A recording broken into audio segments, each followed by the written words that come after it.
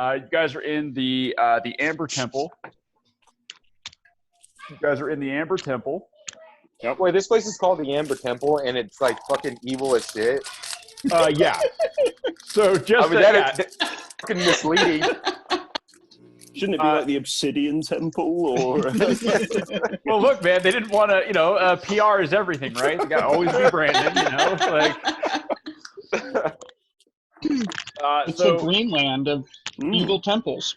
It's like on. Remember in oh god, what's the Tarantino vampire movie? From Dusk Till Dawn. Yeah, from Dusk Till Dawn. Right? Yeah. Dusk Till Dawn, right? Like, it didn't show the vampire temple. That was on the backside, right? Like,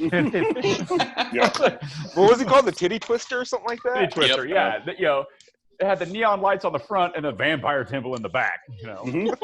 As you do.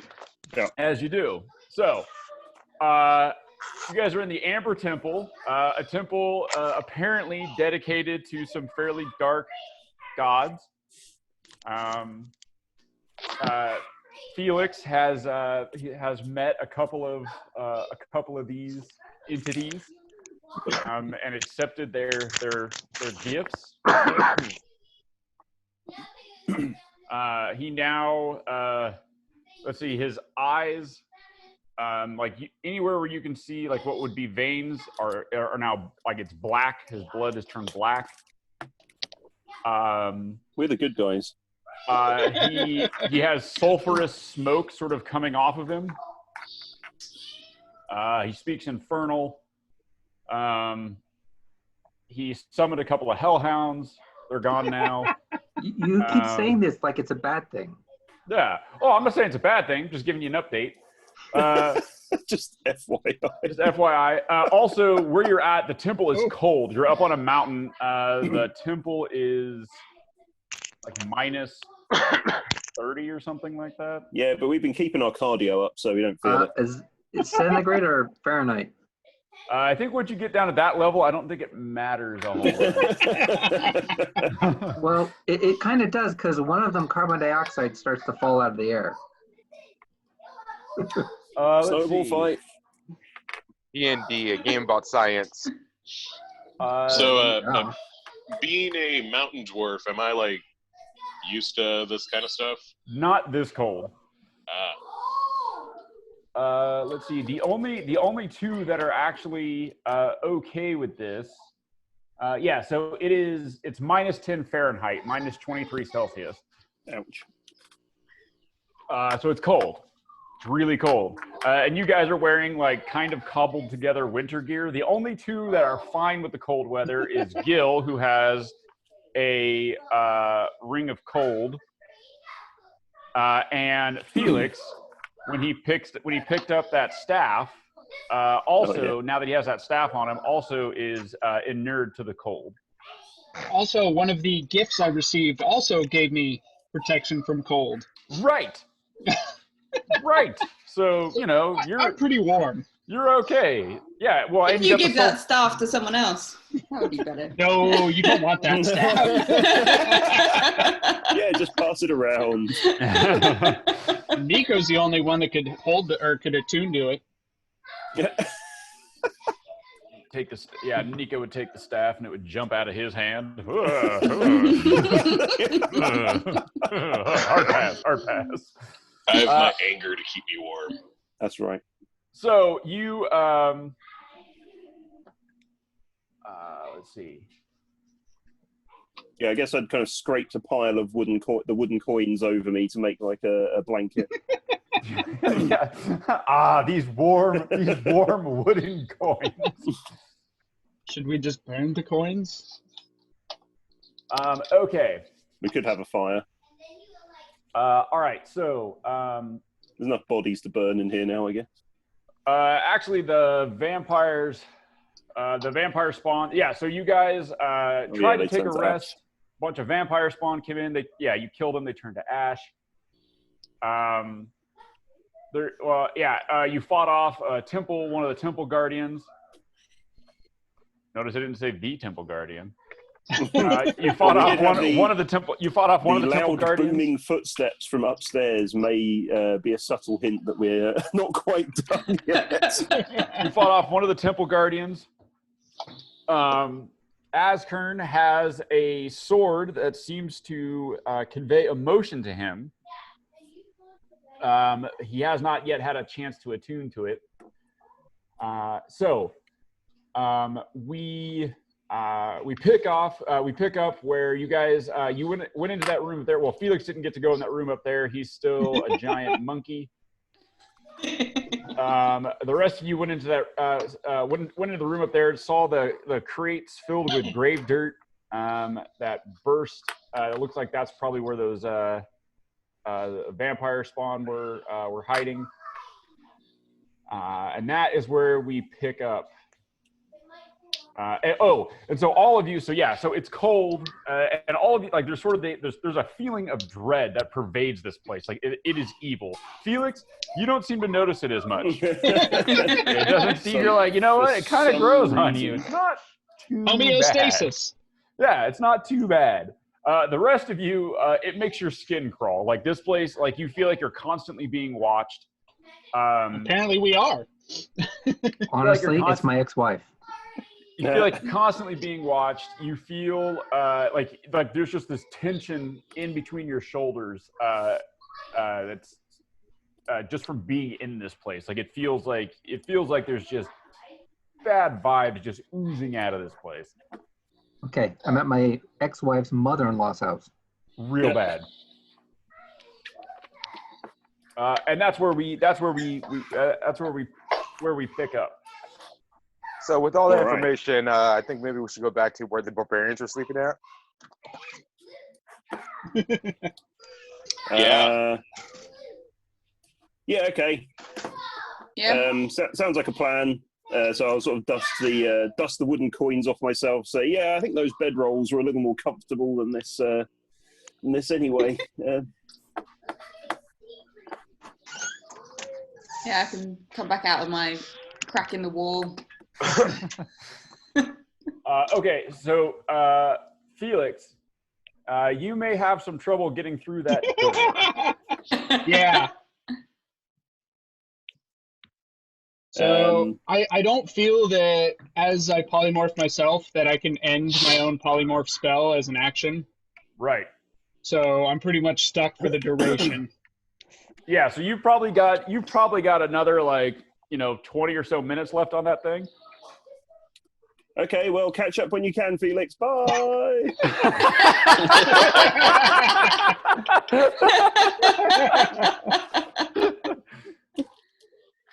What a D.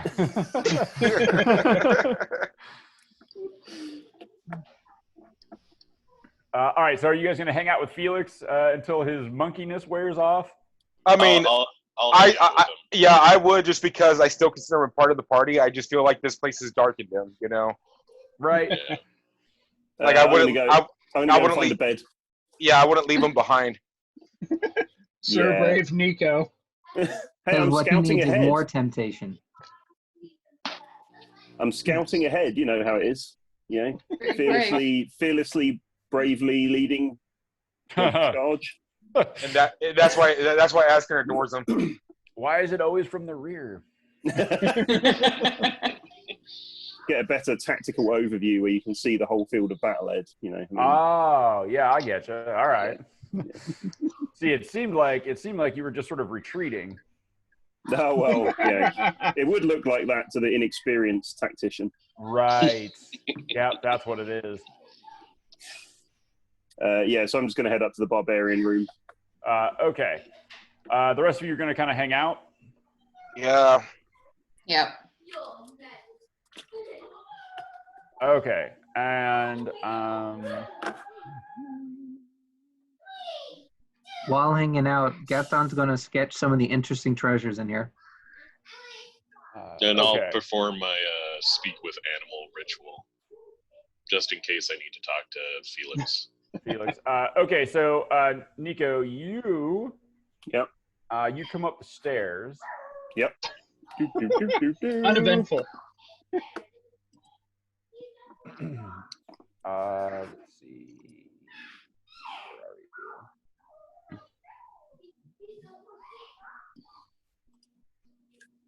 Where the hell are you? Oh, I keep forgetting you put your name in as Duke, Nico.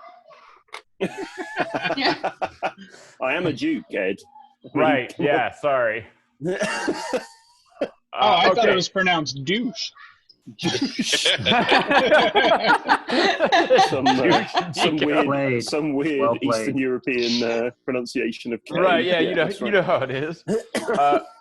Okay, so while the rest of you are waiting, downstairs for Felix to unmonkey. Nico, you climb the stairs. I need you to give me a perception check.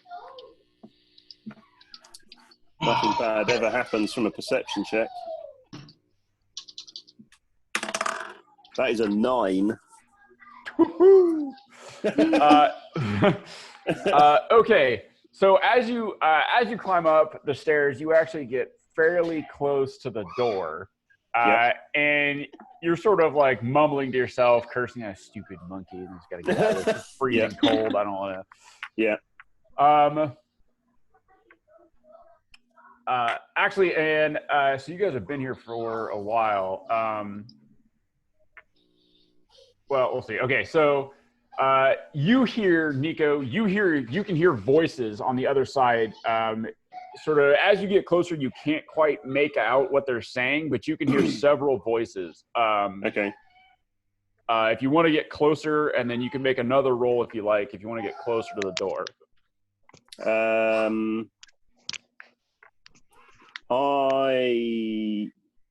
I mean, does it sound obviously like the barbarians, or is it obviously different to the barbarians? One of them sounds like one of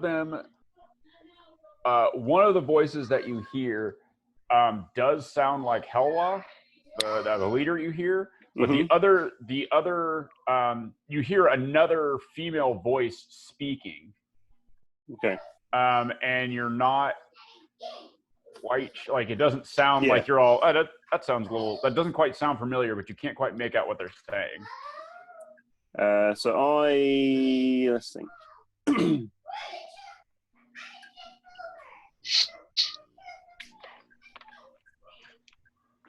The question is, does it sound like they're getting along, or does it sound like they're having a bit of a disagreement? I'll get close enough to the door that I can I sort of creep up to the door and sort of try and press my ear against it and listen to what they're saying? All right, give me a stealth check. 20. Okay. Yeah. So you creep up, like as you're like, ooh. Yeah. Interesting. All right. So you sort of move up stealthily. Yeah. And press your ear. Give me another perception check with advantage as you're like sort of right up against the door. It's only 11. You are not perceptive. So even with your ear up against the door, it's a fairly thick door. Stone door is not super easy to hear through. You got your ear pressed up against it, but now you can kind of start to make out some of the, you're able to make out sort of kind of every other word. It's still a little bit garbled, but you definitely you recognize the voice of the other female now. It sounds like Irina.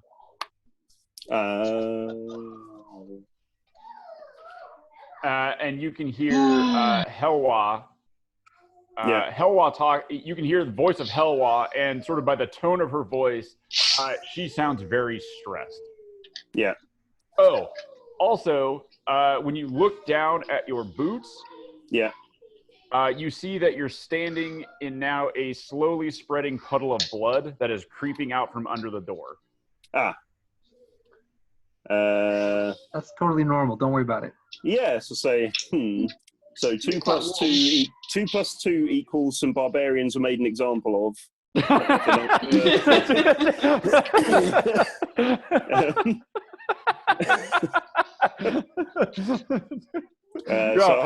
me go ahead and count my. Let's see. Oh, they're dead. I gotta go. Yeah.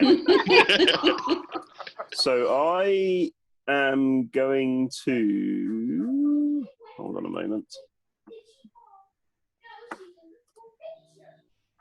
I'll use the staff, the spider staff, to cast spider climb on myself. Yep. And I will then free solo my way across the wall, back around the room to the treasure room. Taking a page out of the vampire's book. Without so that I don't leave a trail of bloody footprints back to where we are. Well, not on the floor anyway. Not on the floor. No, I'm saying I'm just using my hands to like move along the wall. Oh, I see. Okay. Yeah, sort of going knees and hands, like crawling knees and along. hands. Yeah. Okay. Yeah, so you that's super cool. You're just sort of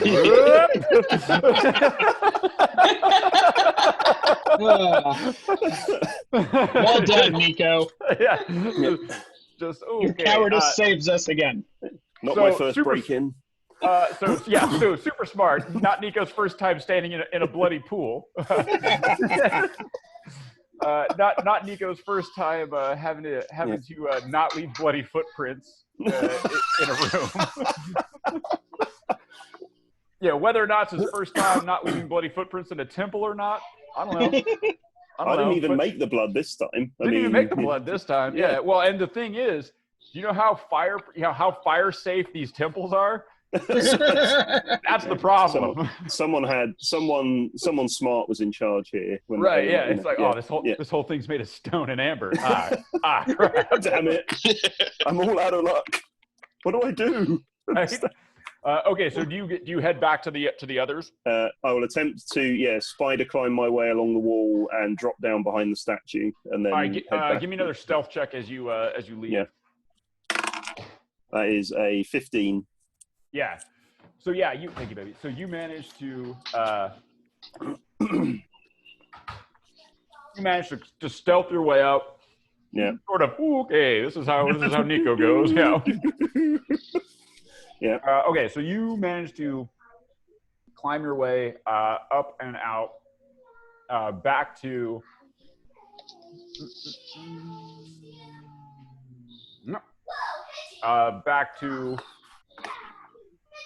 You sort of climb along. You sort of climb along. You check your boots for you're like, all right, I think I got the most of the blood is sort of like frozen to the bottom of your boots.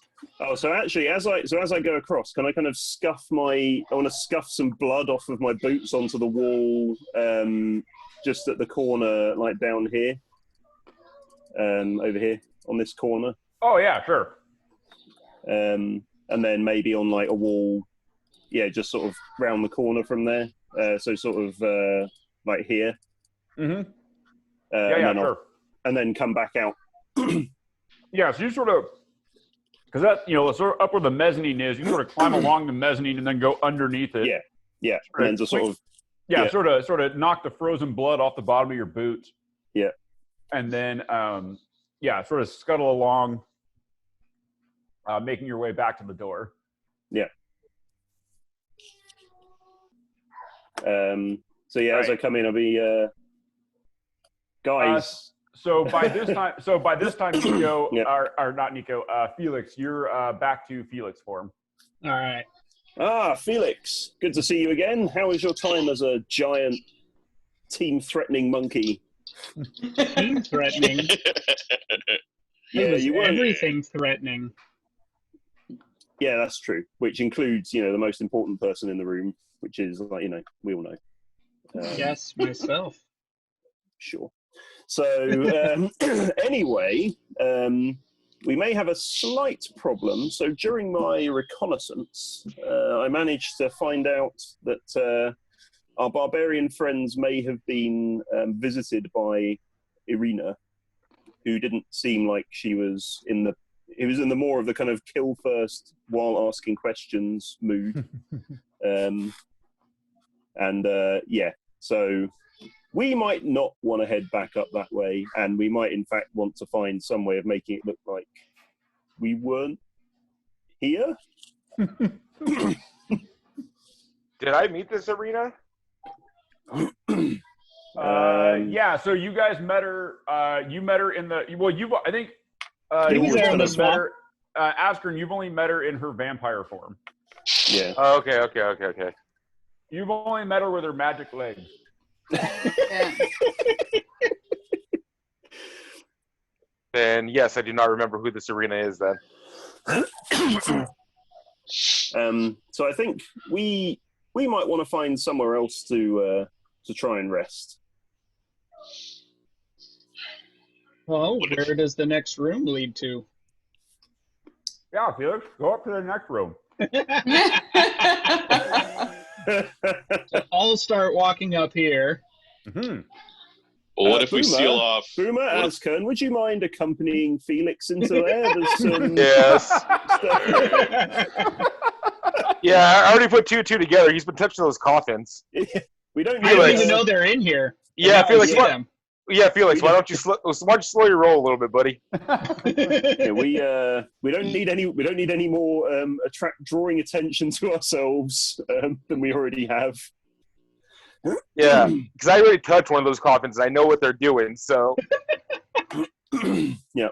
So, buddy, I'm sorry, but if you touch one of those coffins, I'm gonna have to slice you down. So let's not do that. And why don't we go sit and have a couple little night of walking up these stairs here?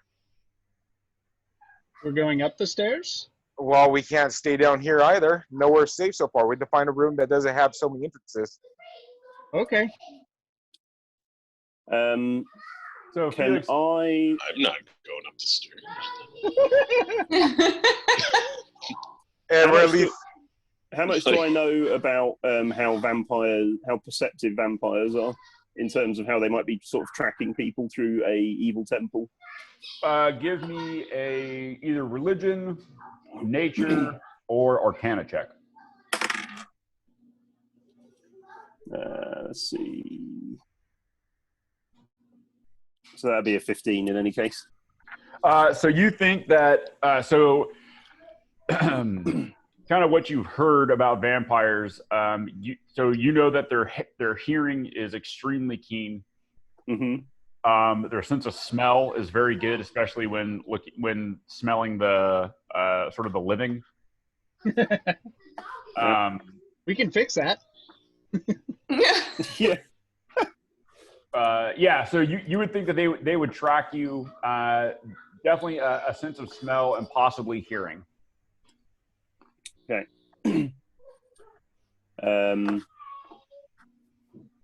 Okay. What if we seal off the door back down here? Well, I'm thinking she's going to know we were in here, so we need to make it look like we went back out the way we came in.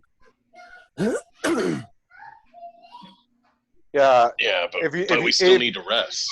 Yeah, if you didn't, if you didn't notice that one of us smells like fucking shit and the other one makes a lot of noise when they walk.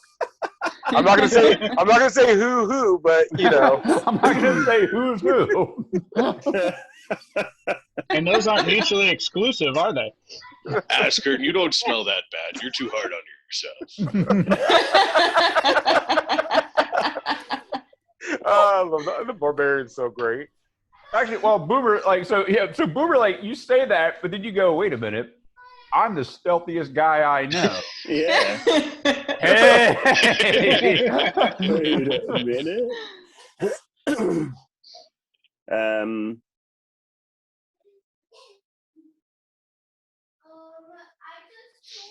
Well, yeah, I think. So Felix, Yeah, did you touch any of the amber sarcophagi in that room up there? No, I would not have been able to without Askern.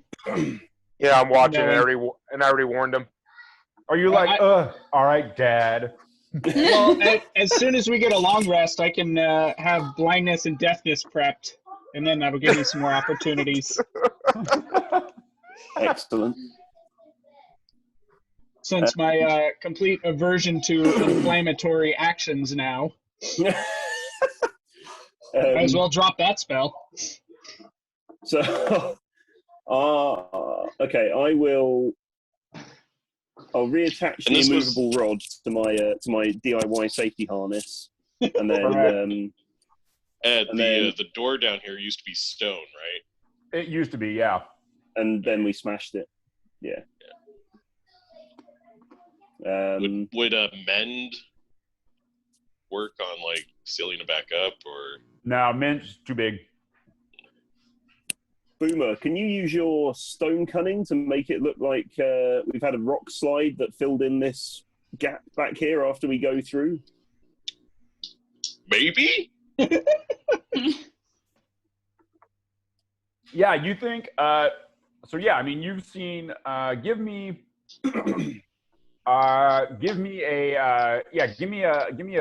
check with your stone cutting. Give me a. What would this be? Performance? It's kind of a performance, but it's more sort of crafty. He's good at DIY crafts. Give me an intelligence check, Boomer. Oh. Okay. Can I help him with that? But you have advantage on it because it involves stone. Right. And I get to use my proficiency bonus. You can use your proficiency on this. Huh? So you can use it's an intelligence. You can use your proficiency, and you have advantage because it's stone. Cool. That's all I can give All you, right. man. I can't do more than that. Yeah, no, thanks. Oh, that's not bad at all. That's a natural 17 plus. Nice. So that's a 21. Nice. Yeah. So you're trying to fill in back here or down here? Down where I'm at, I guess, or where are we thinking? I'm Well, thinking If We we do should- the door, if we do the doorway, didn't the little my little intern say he can create a stone wall here at this hold on, at this intern right here? Intern. Yeah, I'm my your intern. boss, dude. Just because I'm shorter doesn't mean I'm not your boss. But you So say can you can we- you say you can create a stone wall right here, right? I can shape the stone. Yeah, shape the stone. So yeah, so we can get both sides covered. so we can make it look like the door's kind of crumbled, and so can I do a quick? Well, she's going to know that a bunch of vampire spawn died in here, pretty sure. So we can make it look like we kind of came in through the crumbled doorway, and then took a bunch of loot, and then left again. And then Gaston can. Does anyone have like any ability to cover up smells and things, like cleaning or like? Only with more bad smells. Okay. So I guess when you shape the stone, that's going to cover up the smell pretty good. So, like I say, she's going to know we're in here, but maybe we should. So I like pick up a bunch of coins and sort of scatter them around the door and just like behind the statue a bit. Right. Okay. So did you want me to do that at the south or at the north? I think the south. You make it look like the door kind of crumbled and we kind of snuck in. Okay. Had a bit of a fight. Make it look like someone didn't bust it open, but the doorway sort of naturally fell apart. Okay. Yeah, I'll do I forgot mold earth is actually for loose stone as well. Oh, okay. I choose So, portion of dirt or stone that you can see in a 5-foot cube, and I can manipulate it. So I guess you can help shove a bunch of loose rock back into the back wall before Gaston shapes it, so it looks like that never collapsed. So then I'm guessing then we'll take our rest up here at the north.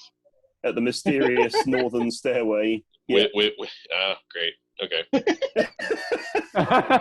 Nothing will definitely go wrong when Felix is on watch. Yeah. He's like, I'll take first watch, guys. I'll take first watch. And second, It's okay, and third. buddy. We got this. You don't need to take any watches. You rest. Yeah, everybody, you guys look really rough. Just take a nap. No, Felix. I feel so much better. Like, yeah. With me at 1 hit point still. Yeah. Okay. So that's what I'll do. Whatever watch Felix is taking, I'll be on his watch. So So untrusting. You guys have issues. Okay, yeah. So we've got a plan. Is there anything else we could do that might convince a vampire that we left after killing a bunch of loot You should defending? totally put a sign up that says, "Hey, the good guys were here. Bye. See you tomorrow." Yeah, be back in 12 to 20 days. Yeah. we Keep can put on our a loot. we can always put a do not disturb sign in front of that door. I'll use the molder to have our footprints in the loose stone and stuff heading outward. That's Yeah, we smart. could. Yeah, that's right. So, like, Yeah, let's do right Well, the here. good news is we have a bunch of trackers here who can tell us whether or not we did it right. True. True. Well, you can also leave Right. just leave Jeff propped up against the rock, pointing away. They went that away. Right? So I'll come in here. Can I just do a quick check around this room to make sure there's nothing no obvious traps or hidden doors? Yeah. You gonna check all the sarcophagi? Oh yeah, I was going to press myself up against it and lick it, and then. No. I will heed Riven's caution and stay clear of the sarcophagi for now. All right. Okay. Okay.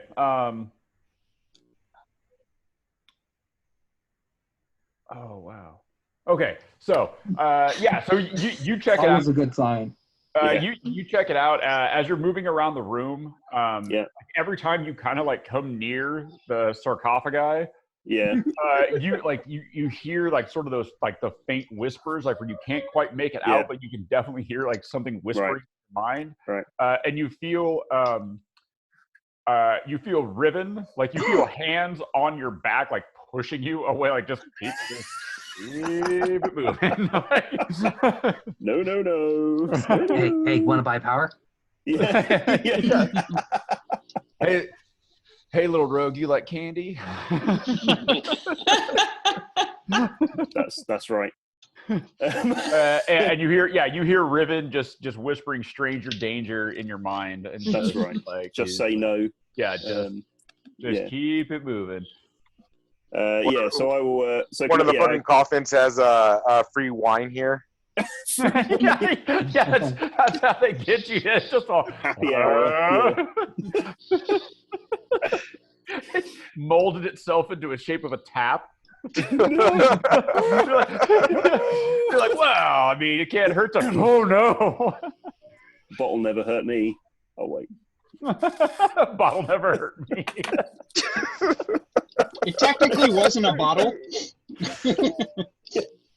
Okay, so yeah, can I check around for hidden doors? And also, how is this just like a central stairwell that kind of goes up, or is this Yeah, does it's this room sort of go all this. the way Yeah, up? so it's a golden marble staircase with black marble railing that hugs the north wall, and it spirals gently up a 30-foot wide shaft.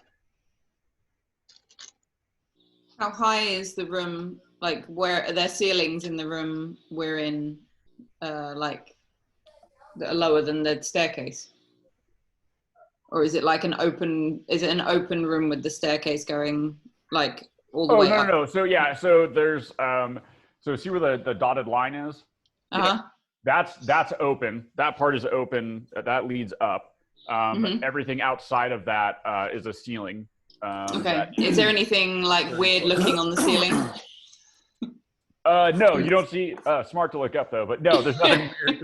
There's nothing weird on the ceiling. Although you do see, it looks like here and there, like on some of the amber that you do see like what looks like may have been like scorch marks or something like that. Mm-hmm. You're not like you look. I mean, they look old, like they look really old, but it looks like some stuff has gone down once or twice in this place. Mm-hmm. Well, I want Felix to come and chill right next to the stairs with me. And invite Felix over to hang out up there. Yeah. All right, Ed, Do I think that my familiar could talk to the sarcophaguses for me? Do you think you're familiar? Because I can familiar, see and hear all their senses. So you definitely think you could hear through your familiar, like it could it can make that link. You don't know if you could actually accept the gifts through it or not, but you definitely think you could talk to the sarcophagus through your familiar. You're going to use it like a Wi-Fi extender. Pretty much, yeah.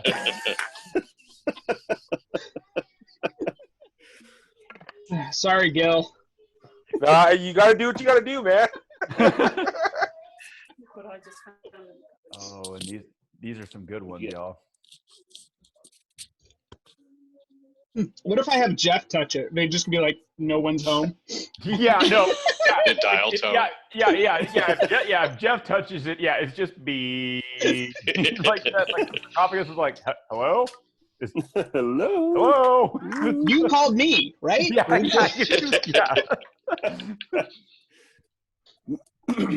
And Jeff would just sigh. So other than the boxes, is there anything else in here at all? Nope. Did the boxes Okay. look comfy? They're sort of smashed open and filled with grave dirt. Comfier than the floor. And Gustav blessed them last game, right? That's And true, poured yeah. some holy water in them, yeah. Yeah, he poured holy. Yeah, he poured holy water, and when he poured holy water on them, that's when the you saw sort of this blue amber flame, not amber, this sort of blue flame come up from the dirt, and that's when the remaining corpses of the vampires burst into flames and turned to ash. Okay. Okay. So I will. I'm gonna come under the stairs and snuggle up behind Azkern. Curl up with Azkern. Yeah. And Felix. He's nice. Well, he's nice and warm, right? So. Okay, so just to be clear here, you've sealed off the southern passage. This down here has been sealed off. I believe so. Yeah, so Felix and Gaston, I think, were working together, and so now it's solid wall, right? Like it and also the loose rock and stuff on the other side was kind of scooped into it, so it's not like, oh look, a bunch of loose rock next to a new perfect wall. Right, yeah. You guys cleaned it up. You cleaned it up so that it looks like that wall was solid, right? Yeah. Mm-hmm. Okay. All right. I'd like to see if I can stealthily communicate with my familiar to touch this sarcophagus over here. All right, hold on. Hold on just 1 second. Hold on just a second. Let me slide you out of the way there, Gaston. Hey, Azkern, mind if I rest here with you? Go for it, buddy. Great teamwork. I should have some animal furs. Ooh, that sounds good. But I don't think I have enough for everyone. You know, my thing is, I'm like, nearer you. since I don't need my winter clothing, right? I can just give it to the rest of the my group, correct? You don't. Yeah, you don't. You don't actually have a need for it. Yeah, a need for it. You feel fine. Felix, you also feel fine. Yeah, and Gaston has winter clothing, child size, but winter clothing. How much like animal furs would we say I have? Where did you get those from? I thought I got them from back in not werewolves, Barovia, but before. There's nothing before Barovia. There's nothing before. So I remember having like a bear skin. Yeah, but I don't know if anyone wants to sleep with that crusty thing. Like, no, retreated. Oh, I mean, I have that. So I mean, Oh yeah, as a blanket. Yeah.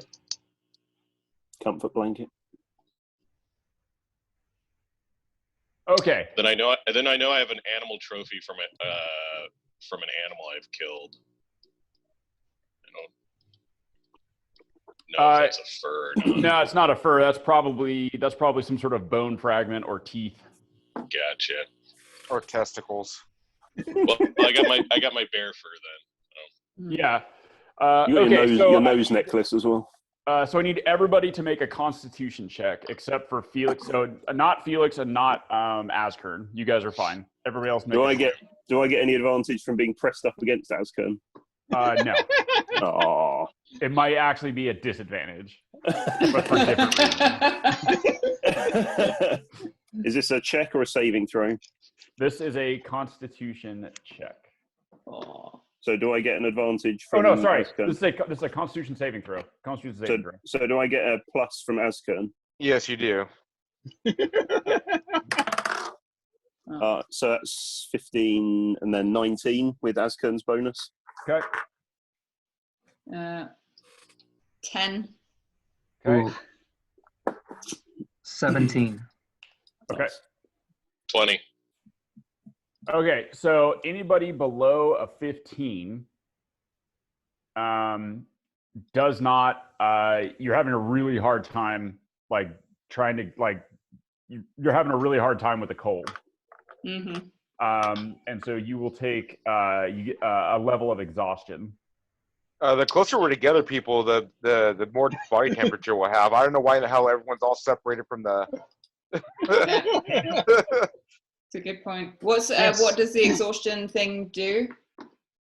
First level of exhaustion. You have disadvantage on ability checks. Okay. So yeah, you're just Skippy's kind of feeling the cold a little bit. Yeah.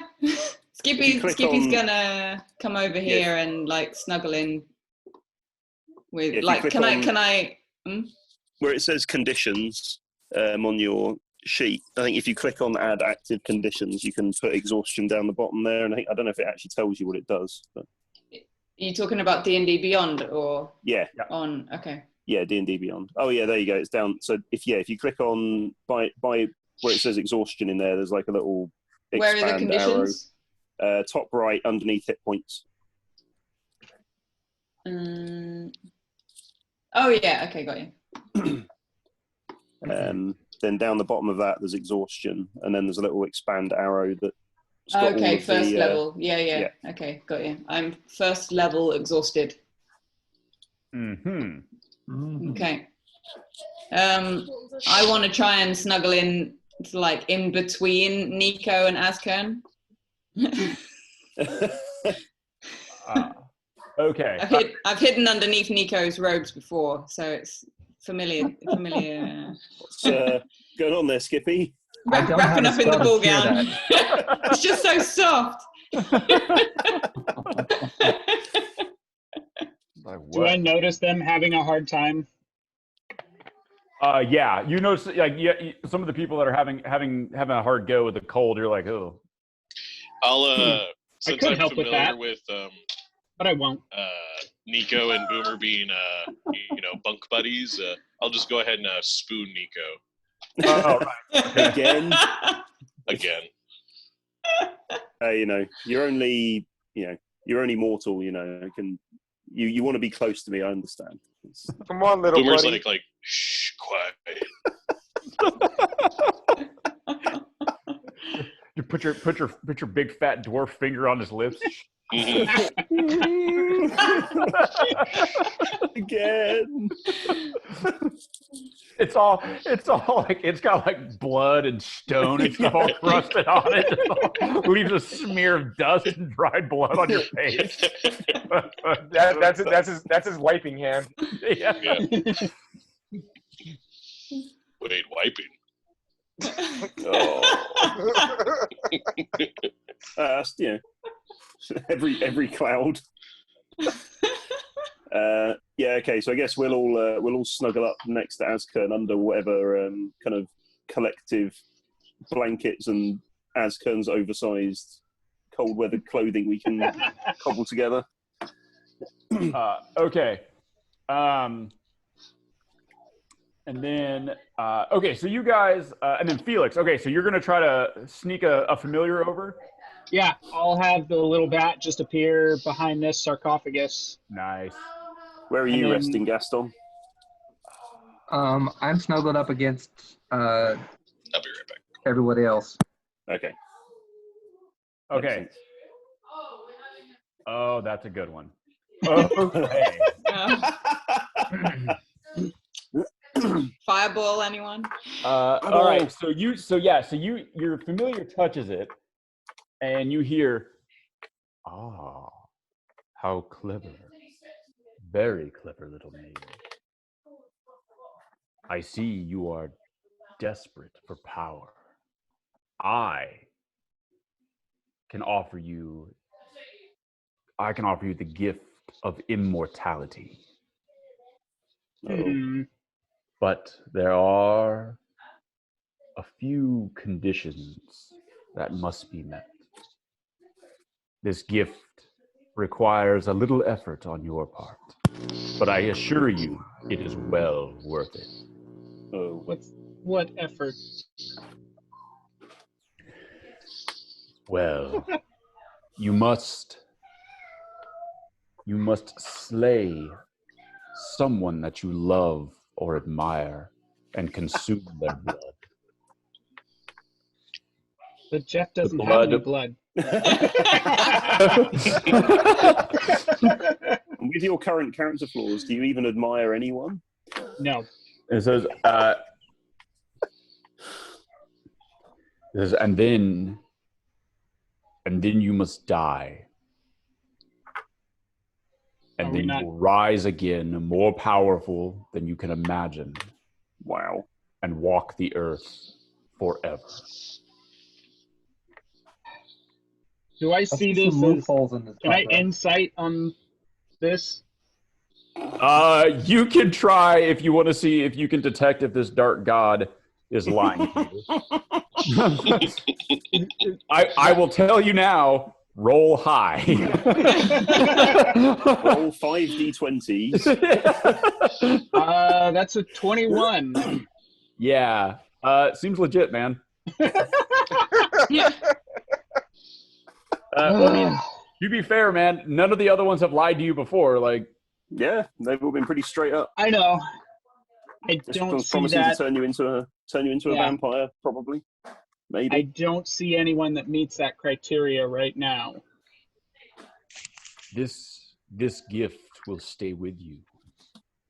Once you accomplish the necessary components to the ritual, you will receive this gift. I am patient. I have nothing but time. And if you fulfill the requirements to the ritual, you will be the same. Imagine all the time in the world to pursue power, to pursue knowledge. Been around for a long time already. Probably not as long as you. Well, technically, you took that 500 year gap year. Extended hiatus. Yes, this is truly intriguing. I will have to find a way to make this happen. Yes. Do you accept this gift? I guess. Yes. Very. I mean, because I nothing happens until I fulfill the ritual. Yeah. Probably. This is just an open contract, right? Uh-huh. Yeah. Yes. Okay. So yeah. So you say yes. Oh my God. You feel a surge along the psychic link between your familiar and you. Your familiar instantly sort of disappears. But you gain. You feel this. You feel the knowledge of the ritual sort of come into your head, and the requirements that need to be met. You also gain something else. A peanut butter sandwich. Yeah. Just one. Peanut butter sandwich. You get a gold star Yeah. Yay! Student of the Month award. Participation. Yeah. Does everyone else get a trophy too for being in the same room? Yeah. Probably. Depends on how many more of these you check out there. All right. Achievement unlocked. Let me. Touching all the sarcophagi must be some kind of achievement in this place. Yeah. Achievement unlocked. Eternal damnation achievement unlocked. So is the familiar like gone? What's up? Did the familiar die? I mean, it basically, it disappeared. Like you can resummon it. I don't think it was rated for 3-phase psychic. Yeah, kind of. Yeah, it wasn't quite ready for what it got. I didn't know if I'd have to cast it again to bring him back. Yeah, you think you'd have to cast it again to bring it back? Okay. Did any of us notice anything from Felix kind of getting a psychic lightning bolt into his head while he was up against this? Felix, give me a Constitution check to see how you fared once you sort of receiving this gift in an unusual fashion. 4. Yeah, you guys noticed Felix Felix, go ahead and refresh your character sheet and check out your description section. Awesome. Keep them coming. Oh my god. Why am I doing this to myself? Attic. Oh god damn it. Is Jeff included in that? No, Jeff is sort of you. Okay. Jeff doesn't even want to know you, dude. He's in my inner circle though. Yeah, Jeff is, because you command Jeff, like Jeff can't really he can't really get a vote. Yeah, he physically can't go against you, even though he may want to. All right. Yeah. So you managed to. So that happens. You guys notice Felix, like he stumbles a little bit. Like you see him stumble a little bit, but of course he looks really rough because he's at one. I'll be right back. So he looks kind of like he looks pretty beat at this point. So it's tough to say whether what you're seeing is just a result of his injuries, like because he got bit by the vampires and he got hit. It's tough to say whether he's just sort of succumbing to the cold and his injuries or something else. Felix, buddy, why don't you come lay down and rest your eyes? So, I don't believe I've let anyone know that I'm averted to the cold yet. No, they don't know anything about the staff.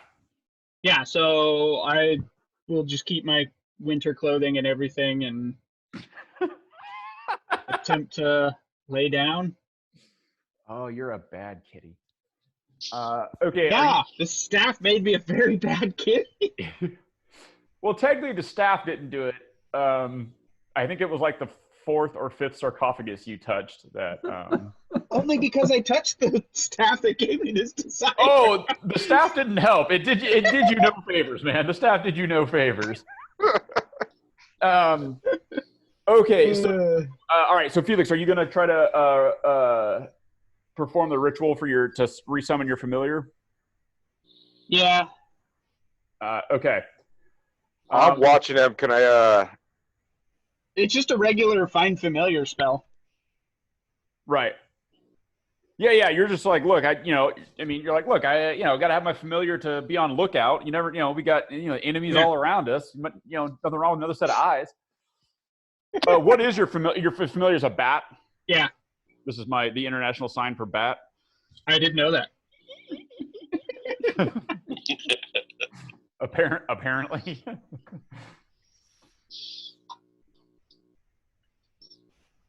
Yep. Hour and 10 minutes and 10 gold. What's up? I said an hour and 10 minutes and 10 gold.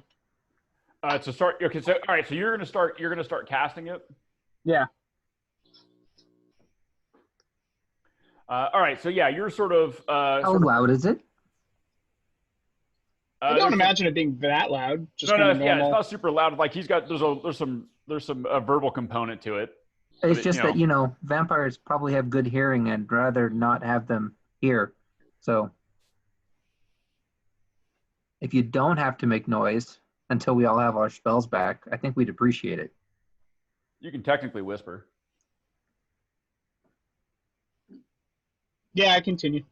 Okay. So yeah, you sort of keep working on it. All right. I need. Okay, so you guys are laying there. You're trying to huddle up in the cold. You can still hear the boom, boom, boom of the footsteps above you. You can hear them like they sort of like they get closer. You can hear them, sort of closer, and then they recede, and then they come back, and they're closer, and then they recede again. It was like sentinels. That's sort of the impression that you get is that something is patrolling, and whatever it is, it's big. All right. Well, I mean, I'm gonna make sure Felix stays next to me the whole entire time, but I'm gonna be kind of messing with the sunblade. Oh, okay, yeah. So you're sort of sitting there, That's why I'm not really like because if he's sitting next to me, I'm like, okay, I got my eye on him, but I'm not actually watching what he's doing. Right. As in, like, you're just making sure he doesn't like get up and leave or. Yeah, or get next to the sarcophagi, like. That you know of. That I know of, yeah. Well, it's within character, so. All right, so, all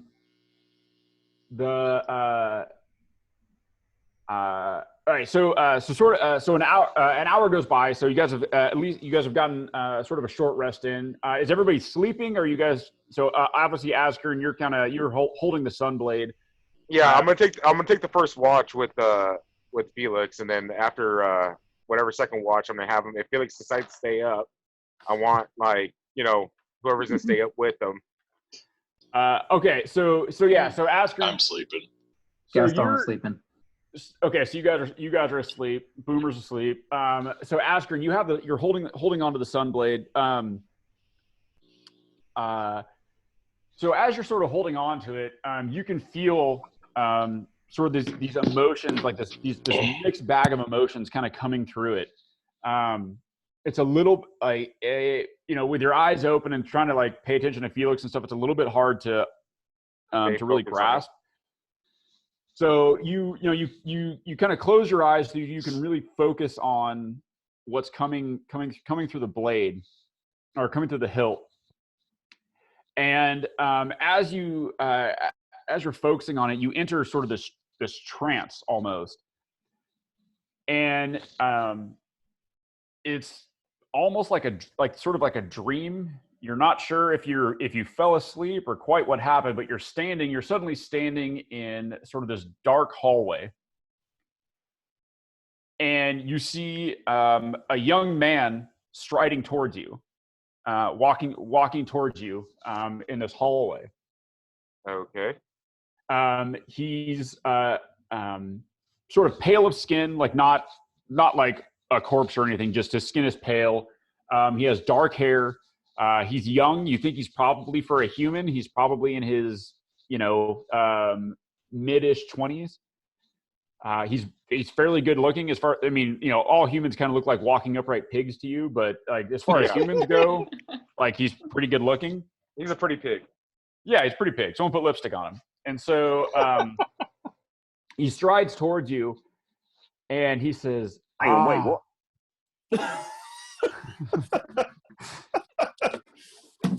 So he strides towards you. And I don't feel any threatening or anything alarming from him, right? No, he's not walking towards you in a threatening manner at all. Like he actually is smiling as he walks towards you. Oh, nice. And he looks like his face looks like guileless. Like he looks like a really nice, a nice, good-looking young man. He walks towards you and he says, finally, someone has found it. The hilt I expect you're talking about? And he goes, yes. And you look down and the hilt is in your hand. Yeah, or actually my little frog buddy found it. He says, I sense I sense a pure spirit within you. Well, thank you. You seem like a nice guy yourself. I try. He says, I'm afraid we don't have much time here. I need to ask you a favor. I need to ask you something very important. That be? I need you to kill my brother. Whoa, who's your brother? My brother is Strahd von Zarevich. Oh, yeah, I'm definitely doing that. What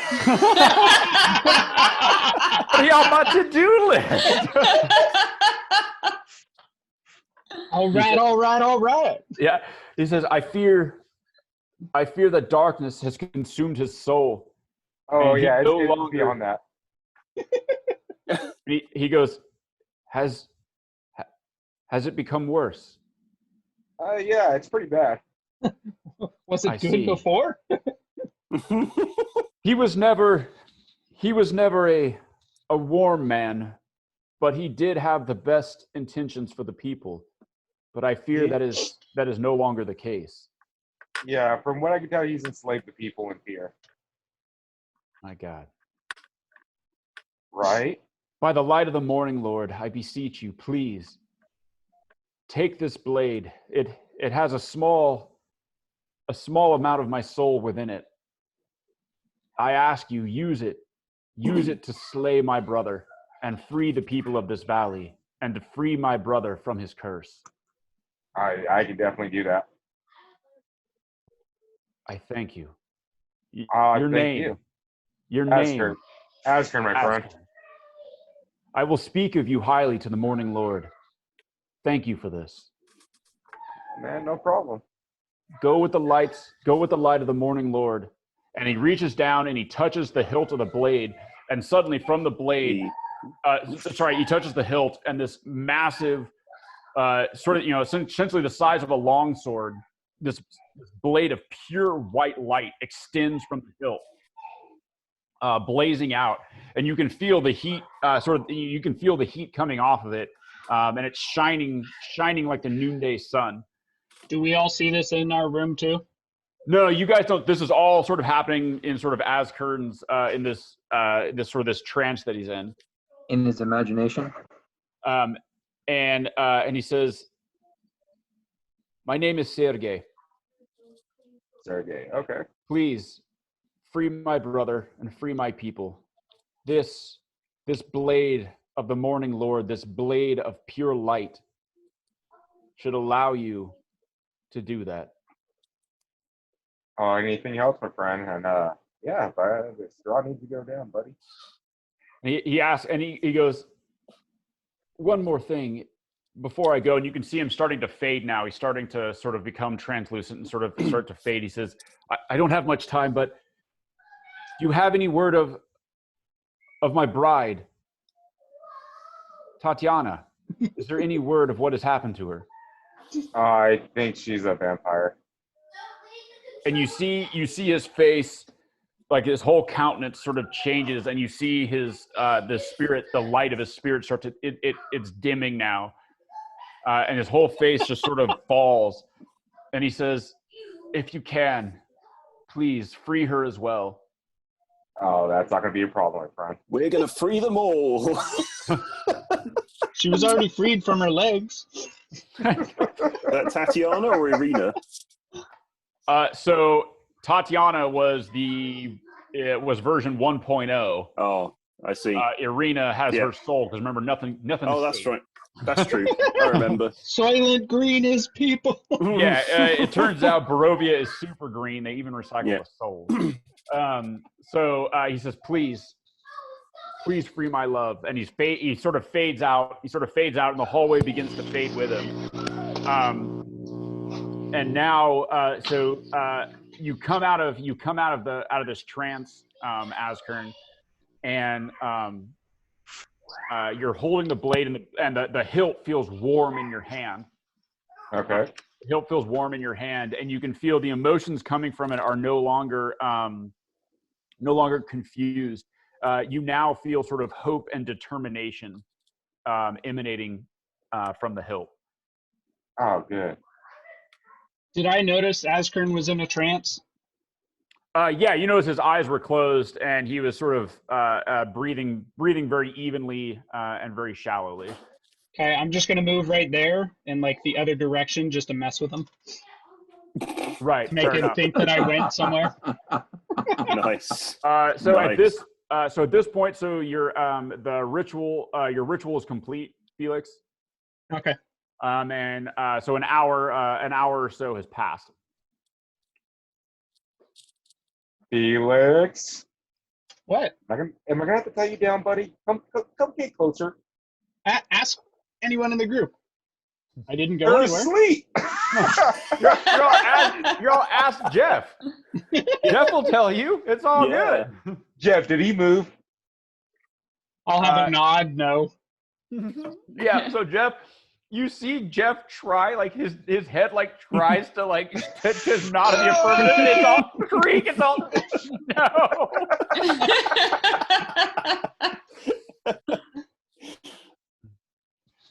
Oh goodness. And you're not sure, but like the sockets of his skull look pleading.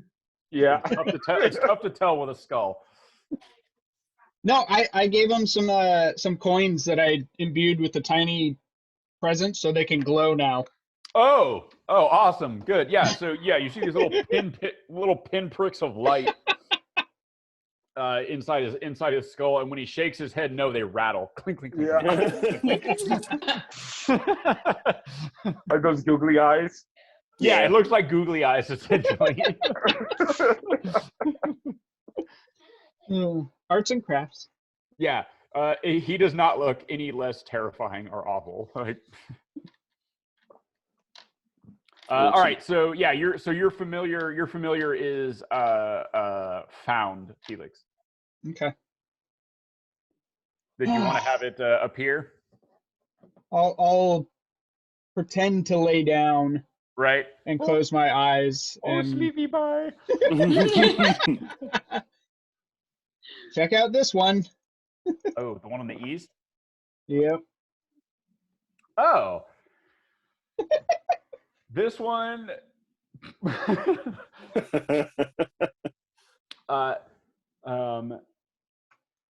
is a good one, and it cures him of all of his evilness. That'd be fantastic. Ah, you found the factory reset sarcophagus.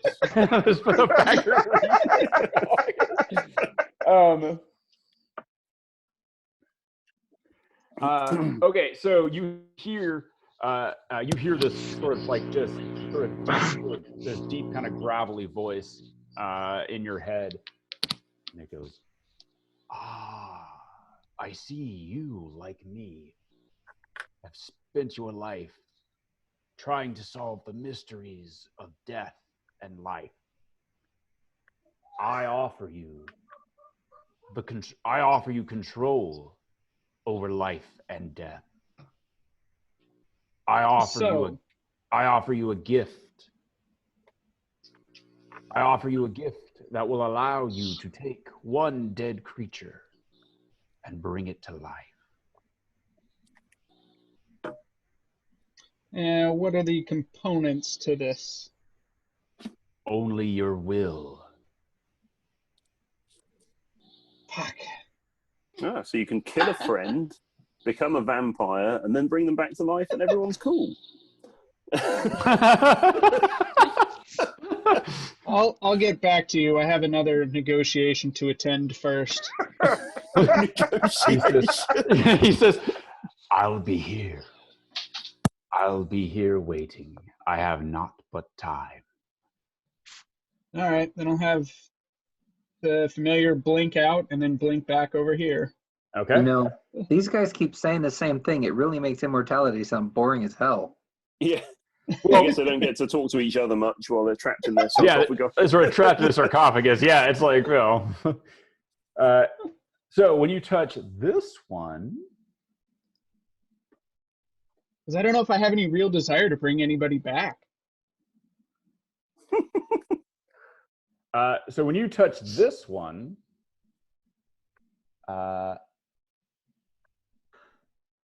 okay. So this one, you touch this one, and it says, Literally. I see you are on the path, but you are not quite ready to receive this gift. I offer the knowledge to become a lich. However, this gift would break your mind at your current state. You must train, study, improve your mind, and then return. And I can offer you this gift, and you can join countless others before you who have walked the path of knowledge and power. So your brother to the west already gave me immortality. Why would I need lichdom? The gift he offers you is indeed a powerful one. This, however, gives you immense power. Liches, unlike the form you would take after completing his ritual, lichdom allows you to stride the cosmos, move between planes, seek out power and knowledge anywhere it exists. And then you end up in a sarcophagus. Yeah, is this just a trap to get me to take his place? So do you ask him that? Yeah, I'll say, are you yourself a lich, and where are you trapped here? He goes, no. I am but a vestige of a god, offering these gifts to mortals to increase power and darkness on the earth. No, you would not take this place. No. Lichdom, while maybe a stepping stone to achieving ascendancy, it still requires work and gathering of knowledge over the centuries. But I can offer you knowledge of the ritual. But as I said, your mind is still too weak to receive this. You must gain strength and then return to me. All right, I'll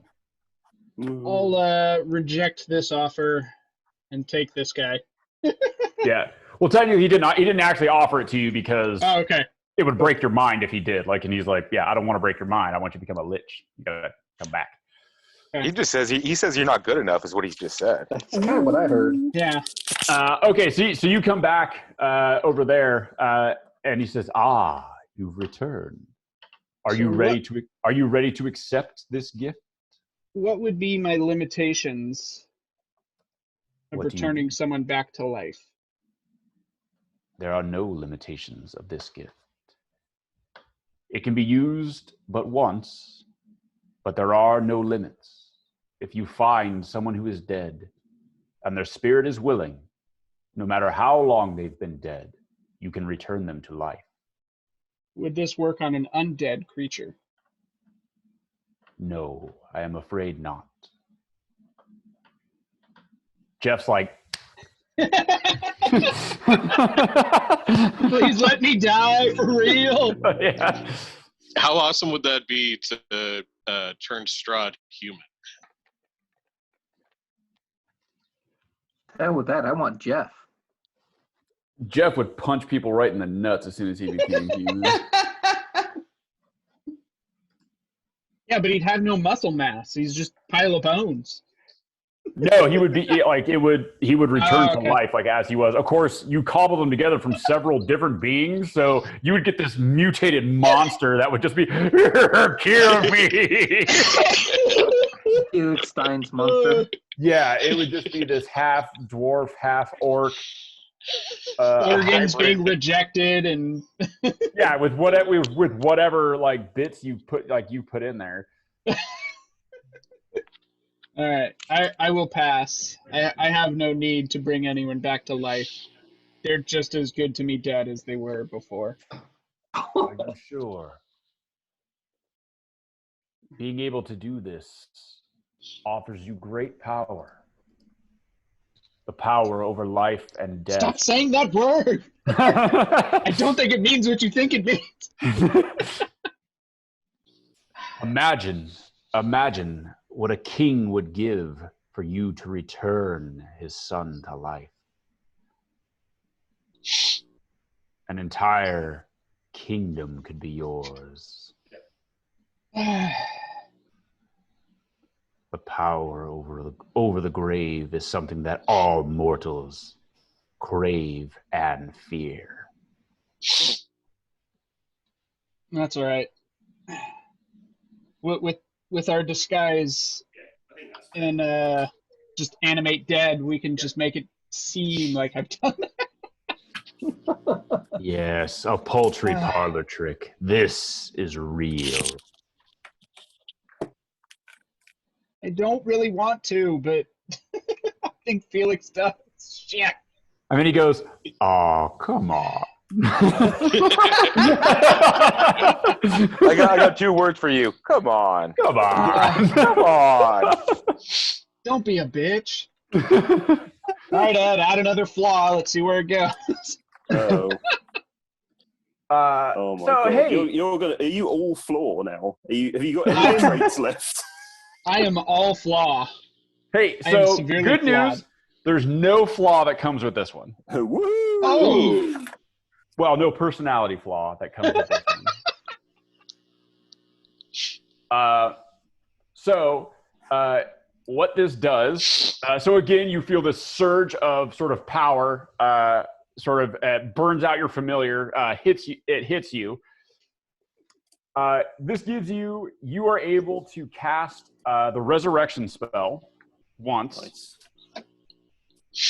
You're able to use this once. However, you can use this regardless of how long the creature has been dead. Mm-hmm. Can I hold action, stab myself, and then use it on myself to bring back to full health?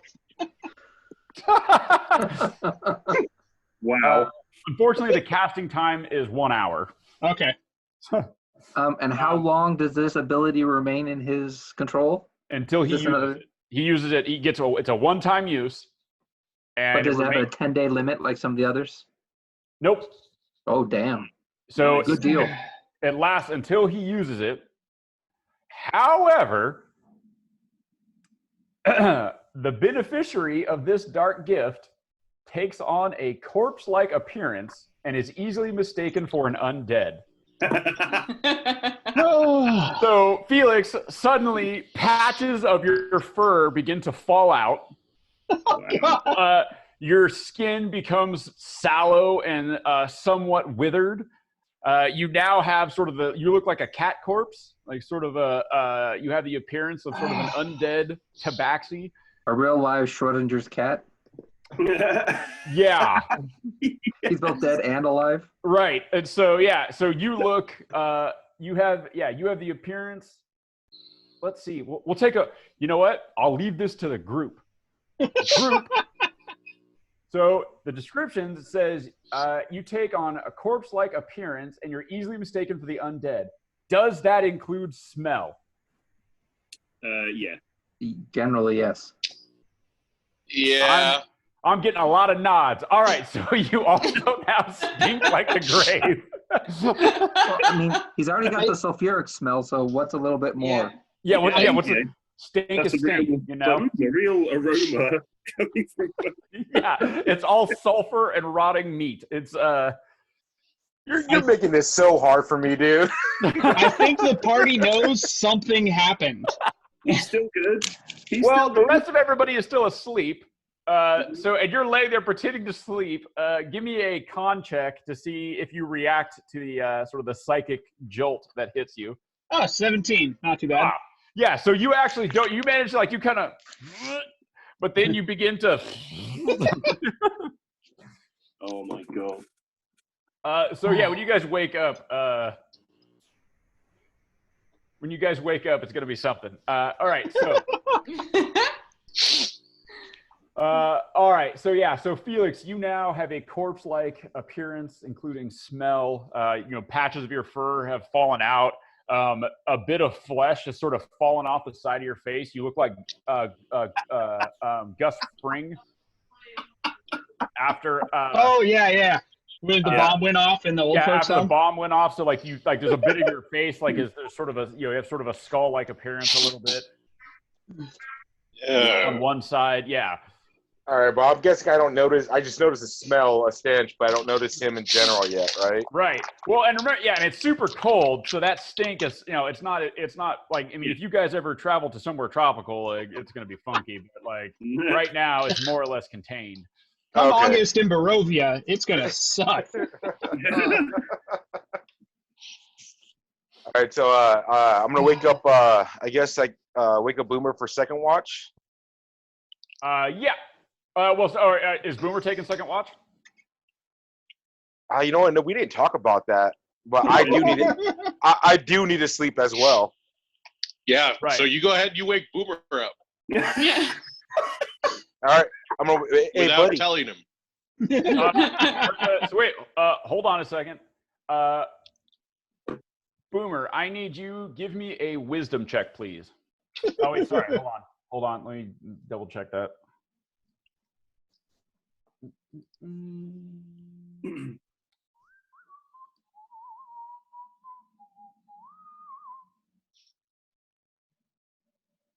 Sorry, charisma. I need you to give me a charisma saving throw. Oh, You get a bonus, right? awesome. You get a bonus from Azkern? I would, wouldn't I? Yeah, no, you get wait, it's not a saving throw, or it's a saving just throw. A check. It's a charisma saving throw. Okay. 14? Yeah. Yeah. Oh. Yeah. Why does the word "yeah" have to sound bad to the rest of the group? He just said yeah. All right. So, Boomer, you now have a house guest. The fuck you say? Yeah. Yeah, well, so technically you were asleep. Actually, I need you to make that a disadvantage for me because you were asleep. Sorry. Still would have been 14. Still 14. Okay. Yep. Okay, so good. So not as bad, but pretty good. So you now have a house guest in your head. Okay. One of the ghosts that inhabits this place sort of crept upon you as you slept and eased on into your soul. This will be fun. This group is gonna get so messed up. So Azkern wakes you up. You wake up without, you don't really say anything to Azkern. Azkern sort of shakes you. Your eyes pop open. Azkern, what do you say anything to him? Yeah. Hey, buddy, would you mind taking second watch? Boomer grunts in the affirmative. Thank you. Make sure Felix stays in place. Boomer again grunts and sort of nods to you. Okay. Fucking Jesus Christ! I go to sleep. Yep.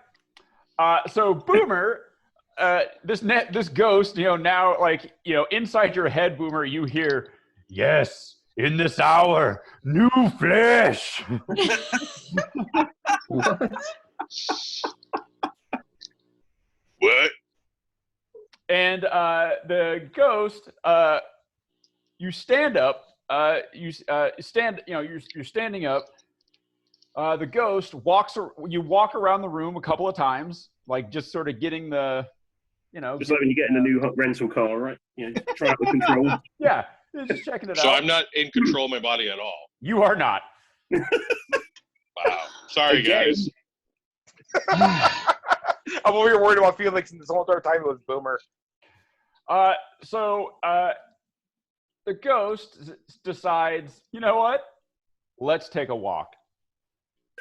Do we notice anything odd? Everybody can give me perception checks at disadvantage. I'm well asleep. I was about to say, those of us asleep? Yeah. Oh no. Oh, I'm awake. Oh. So far, I think the lowest I rolled was a 2. So I don't think Gaston Yeah. actually got an 18. 11. Hey. Yeah. All right, so Gaston, you notice Boomer kind of walking around the room like he's sort of, he's just sort of like, it looks like he's just sort of pacing back and forth. Stand up, go offer him a burrito. He looks down at the burrito. He nods at you, reaches down, grabs the burrito, and takes a bite. In your head, Boomer, you hear, "Ah, well, that's something we never had before. A little spicy." And then you also hear, Boomer, in your head, you hear, "Tell me, host, should we kill this one?"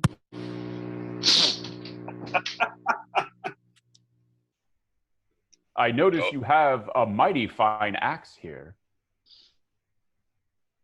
No! Get out of my head! And he goes, all right. Fight fair, ghost. I suppose it would ruin the fun. All right. He did give us a burrito, and we haven't eaten in so long. Yes, we'll let him. Burrito diplomacy wins again. We'll let him live. But we have some exploring to do. I haven't had legs in quite some time. Nope. No exploring. Resting. And so, he eats the burrito, kind of grunts and nods at you, Gaston, and then continues sort of, walking around the room. Okay. Gaston will serve himself up some burrito. Yep. Munch, you go over his notes for the day. Oh, so Gazazza takes second watch with him as well? Yep. Where are you going? And so Boomer begins to walk up the stairs. Nope. Did we notice anything? I hadn't gone to sleep yet. Did I notice him? Oh yeah, Anything if you're not asleep, you're noticing him sort of like it looks like Boomer's just kind of walking around. He's not really talking. But he begins to walk up the stairs. I'll message Boomer. Oh, so what do you say? Where are you going, Master Dwarf? Help me! Help me! And then, you hear this muffled sort of "help me," and then you hear another voice say, "Oh, don't worry, I'm just taking it for a little drive." I don't recognize this voice at all, right? Oh no! I ask you now to unhand my friend. Help me! And he goes, "Well, you're being a little rude, aren't you? Look, I'm just going to take him for a little walk here. I didn't hurt anyone. I didn't cut the small. I didn't cut the halfling in half. Would have been a quarterling." I appreciate your humor. Take my skeleton here, Jeff, for a ride. You see Boomer stop at the stairs, sort of look down, and he goes, "Well, he looks a bit used." He's quite handy. Wow. But he has no flesh. I want to feel the warmth. I want to feel the warmth of flesh. I can now smell and taste. I'll be right back. There's just a few things I want to check out. No! Jeff, follow. No! Stop! Yeah, Boomer, you're just a passenger. You're like, if we could just go, come on, man. Pull over. I give you this last option before we remove you from Boomer. Well, pass. All right, I cast. Where is it? Wall of ice to put him in a cube. Oh, you're gonna hit him with the staff? Yeah, so I'm just gonna make it go around him and not put him in the damage part of it. Okay. Oh, you're gonna do like wall of ice. Yeah, and make like a cage. And a prison, yeah. All right. Gaston's gonna give Askern a kick. Dragon guy, bad kitty attacks dwarf. Awesome. Askern, you are now being kicked by Gaston, who's saying that the bad kitty has attacked the dwarf. Felix, what are you doing? Askern, give me 1 moment to explain. Your moment's fleeting. I don't know what I did. He says sulfurously. Oh, also, Askern, you're now getting a good look at Felix. He doesn't look so good. What is going on here? I just closed my eyes. It's a ghost. Boomer. Is he talking about himself? Yeah. Kitty's no ghost. Kitty's bad kitty. Now. Elaborate. So the rest of you have sort of been roused from your rest by the shouts of Askern going, "What the hell's going on?" Can I roll to see if I can stay asleep? Yeah, give me a perception check. 15. Ah, you're awake. What? Is it? What? Felix? What is going on? A Felix? ghost. A ghost. A ghost what, Felix? Hold on a second. Let me. Oops. All right. Hold on. Where's Boomer?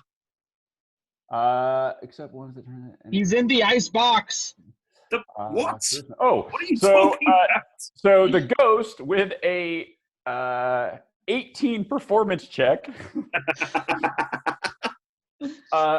manages to get Boomer's vocal cords and whatnot working. He goes, "He attacked me." I went out of my way not to attack him. No, I'm not saying that. Only Boomer, you hear in your head, "Woo-hoo, isn't this fun? Let's see what happens." Can I roll insight because Boomer has been known to act. You can roll weird too. You can roll insight. You got to beat an 18 to see if you can see through the ghost deception. All right. Just my convincing. And this is not. This isn't a saving throw. This is just an ability. No. Yeah, I critted that shit. Oh yeah. Okay.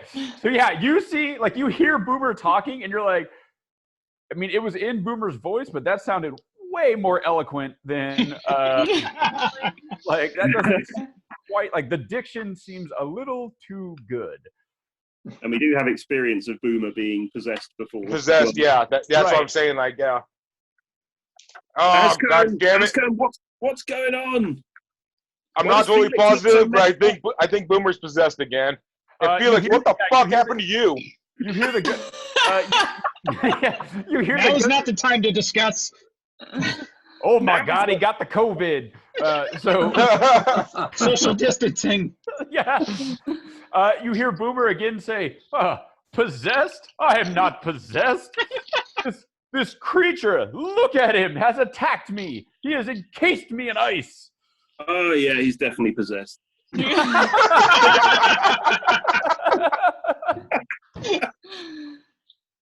I warned you, spirit.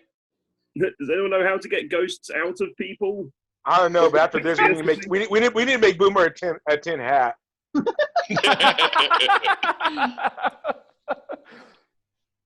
Yeah, it seems to happen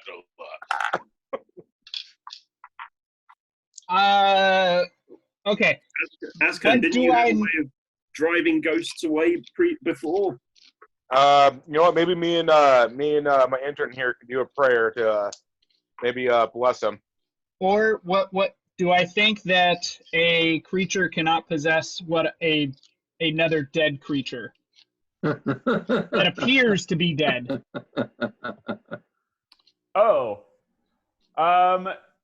So so after the conversation you had with the ghost, you can tell that the ghost is interested in a joyride, right? And so if you can stop the body from moving, the ghost may lose interest.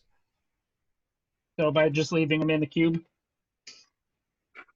Or up to him? Yeah. However, you can now hear Boomer chopping away at the ice. Boomer! Sorry. Well, I have one first level spell slot left, so I can do protection from good and evil on him. Doesn't that stop possessing type stuff? So if you cast protection from good and evil on him, it doesn't stop the possession, but I think it gives him it allows him to roll to stop the A possession. new saving throw, yeah. Okay, now I got a question. Because I have one level spell slot too, and I have the same thing. If we both would do it, would he get advantage? I can give him bless while you give him protection from good and evil. The protection grants also can be charmed, frightened, or possessed. If the target is already charmed, frightened, or possessed, such a creature, the target has advantage on any new saving throws against the relevant effect. So yeah, so if you cast that on him, so normally Boomer doesn't get it. Like once he's possessed, he's possessed. If you cast that on him, though, it would give him the ability to do that. It would give him the ability to make a saving throw. Okay. Not with advantage, but it would give him the ability to make the saving throw. Get that ghost out of him! All right, go and cast bless on him then, or protection from good and evil. That's what we're talking about, right? Yeah, protection from good and evil. Give him the advantage. Okay, let's go ahead and do that. And if that doesn't work, I'll do it again. All right. So he or she should have two chances. Problem is, it's touch. Well, it's a cage, right? You turn it into more of a cage than a block of ice, correct? Yeah, it's just a big D6 with Boomer in the middle. It's solid though, like it's a wall of ice. Like it creates a wall. Like okay. I'll wait for him to climb out, and then I'll tag him when he's climbing out. All right, so yeah, you see the axe. Like Kavan is going, "What is going on?" This is a real "Here's Johnny" moment. Yeah. So yeah, suddenly, the axe punches through the ice wall, and you see Boomer, with his mohawk. The eyes are now slightly crazed, right? Just sort of rolling in opposite directions, But the ghost is like it busts through, and the ghost just goes, "Everything's fine. Everything's cool." Well, as he's climbing out, I'll go ahead and tag him with protection from good and evil. Okay, yeah. So you just sort of like touch a hand, you reach up and touch his hairy, ice-crusted forearm, and cast protection from good and evil. All right, Boomer, you have, and you're in. So this is a charisma saving throw. You have the +4 from Azkern's aura. Okay.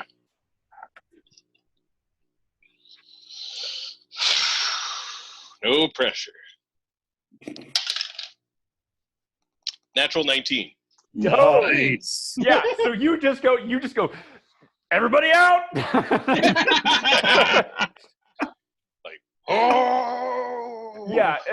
You're like, that's it. I stands all I can stand, and I can't stands no more. And all of a sudden, floating out from Boomer, you see a ghost appear and sort of hovering in midair. Turn undead. You see this ghost. Smash it. Don't be so hasty. It might have some information for us. Says the skeletal cat. Hey, let's not be prejudiced against the undead here. Oh, by the way, Jeff is looking at you and gives you the thumbs up, like he's like, hey, I like the, not too bad. Like I like the, man, you guys. Solidarity, one team, right? Yeah, he's all looking good, man. Can Boomer he looks at the ghost and he gives like a battle cry yell, and he looks over at Felix. He's like, ah. Yeah. You're all, all right. So I will give everyone now sort of is zooming around the room and sort of cackling madly. Everyone will get one attack against the ghost, and then it's going to try to bug out through the wall. Okay. Am I in tune with the sword yet? You are. All right. Cool. And that is without me. Yeah, that's Do it again. All right, so we'll just start. Boomer, you get first dibs as the ghost was inside of you. It sounds so. Yeah. Prison-like. All right. I'm gonna do all the things. Reckless, great weapon. Yeah, Does the sword itself have a bonus to it? Like, is it a +1? Does +2. a 17 hit? A 17 will hit the ghost. Cool. Good news. Easy. It's non-corporeal. Oh, nice. Kavan is magical. So 16. Gonna take 28. Holy crap. You whack the ghost, and you hear the ghost sort of call out, "Oh, it was just a little bit of fun. Come on." All right, so 28. Okay. Your second attack. Oh, I get a second attack. Nice. Yeah, well, yeah, everybody gets one action, like one attack action, and so you get nice. 2 attacks on your action. I don't see the sword into. Where am I looking at? Oh, hold on. Non-natural I'll 20. add it. Natural Yeah, that 20. hits. Did you crit it? No, that was a non-natural 20. So. a silicone 20. Yeah. So this is now 27. Damage. Okay. Nice. Yeah, so Wow. the ghost is looking really ragged now. You see him like he's, sort of bleeding ethereally, and he's like, "Whoa, come on! You guys can't take a joke." I gave you the option to end this peacefully. I was just gonna take him for a little ride. I haven't felt flesh in so long. Ride this. Knock, knock. Die. Die. There you go, Aster. Okie dokie. Time to reload this, huh?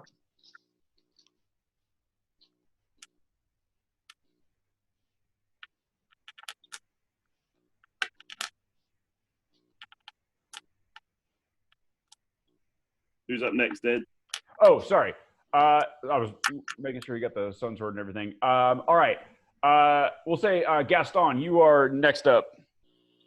I'm going to go ahead and just turn undead, so DC 16 Wisdom saving throw. Oh, 12. Yeah, so you go ahead and hit it with the, the sort of that golden ethereal book sort of appears in front of Gaston, flips itself open. This blinding light blares out from it. The ghost wails in pain. You see the ghost wail in pain, and it disappears through the wall. Good job. Well, that didn't give away our position. Yeah, I was kind of hoping we could actually destroy the ghost, but I'll take getting rid of it. Now, Felix, what the hell is going on with your face? You got a little. It's not so much here or here, but right in here. What's going on with your face? Whoa, rude. So let's just be clear. We wake up, Boomer's possessed. You look like a zombie, and now you're not answering questions. So I don't Shit's know. whack, man. Oh wait, Jeff, what's up with Felix's face? I'll message to Nico. Some stuff happened, man. It's all right. Did you touch the Everything's sarcophagus fine. again? Move along. Nothing to see. I can honestly say that I did not. That's not a lie. It's not a lie. But so you're cool with Jeff? Yeah. Is he cool with being half decayed? There's nothing cool about that. Is this better? Disguise self. Yeah. Yeah, that's much better. Nico's like, well, yeah, that makes. I mean, that's everybody does that. Like, yeah, okay, I get you now.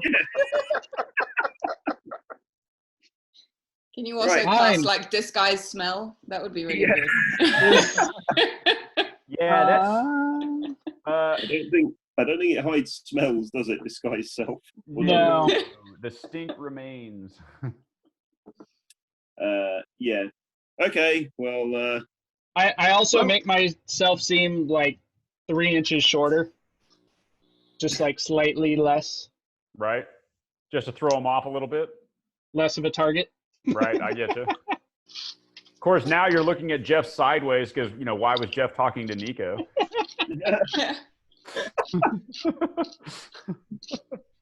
All right, we need some answers here. I don't think Jeff is safe to stay in this place. Yeah, Jeff's got to go. You want to put him up the stairs right now? No. We need to sleep, but yeah. All right, so go ahead. Everybody give me perception checks. Oh. Is it with advantage? No. Oh, okay. Then I got 5. Okay. I have 18 plus, or not. I need to check my bonuses. 15. 17. All right, so yeah, it sounds like everybody but Gaston. 21. No, I got a 5 also. Oh, and Boomer. Boomer's still like cleaning the ghost out of his ears. Yeah. Ooh. Does he look like fucking like in Ghostbusters when and all that it's ectoplasm. Yeah, he's like, he got slimed. Just I feel so funky. All of you guys can now hear drifting down from above you the sounds of a female voice and 2 male voices. One of the male voices sounds sort of quiet and like a little bit, not meek, but like subdued a little bit. The other male voice is very confident. You can't quite make out what they're saying, but the other male voice is very confident and speaks with absolute authority.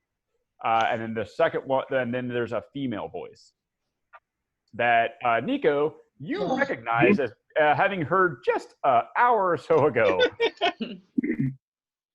God damn it, not again.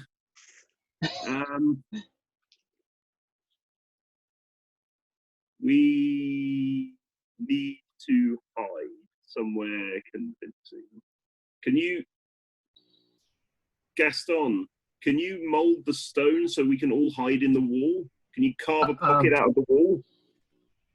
Well, have you got a chisel? Because I'm out of spells. That's unfortunate. That's unfortunate. So in the room, you have these. You've got the grave dirt. Yep. There's 6 boxes of grave dirt. There are these amber sarcophagi you could definitely squeeze behind. And do we think we could get into the grave boxes, the coffins? Yeah. So looking at it like because they held a body, right? Yeah, the vampire spawn came out, I guess. Yeah, I mean they held bodies. All right, I know everyone's gonna hate this, but everyone get into a coffin. All right. Zombies telling us to get in the coffin. Yeah. Am I the only one having a problem with this? Hashtag not all undead. I'll just mold earth and get in the first one and be like, anyone want to do this?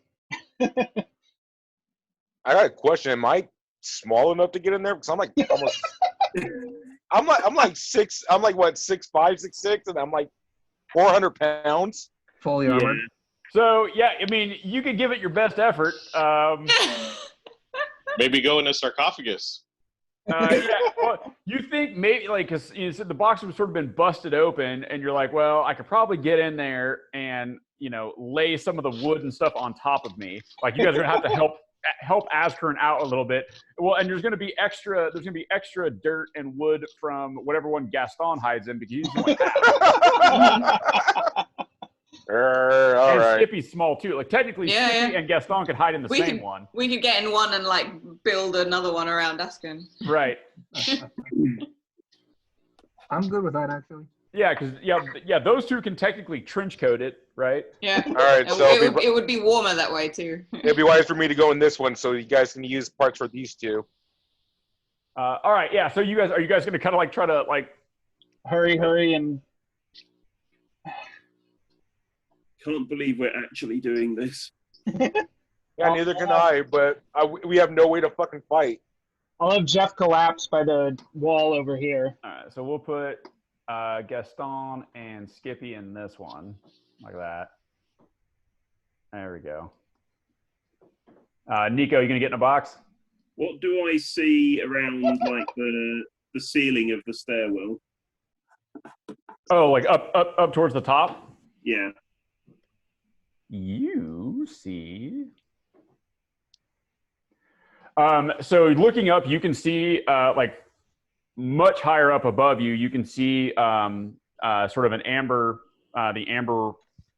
You know, like, it looks like the ceiling that you see everywhere, but way higher up. Yeah. And you can see there are and now when you look up, hold on just a second, let me see. Not that one.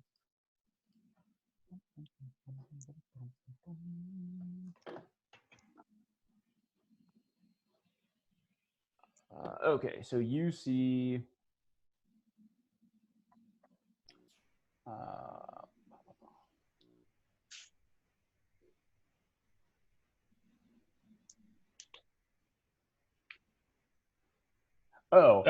actually, so yeah, when you look up, you can actually see, when you look up at the ceiling, like up, when you're looking up the stairwell, you see a fresco covering the ceiling up there.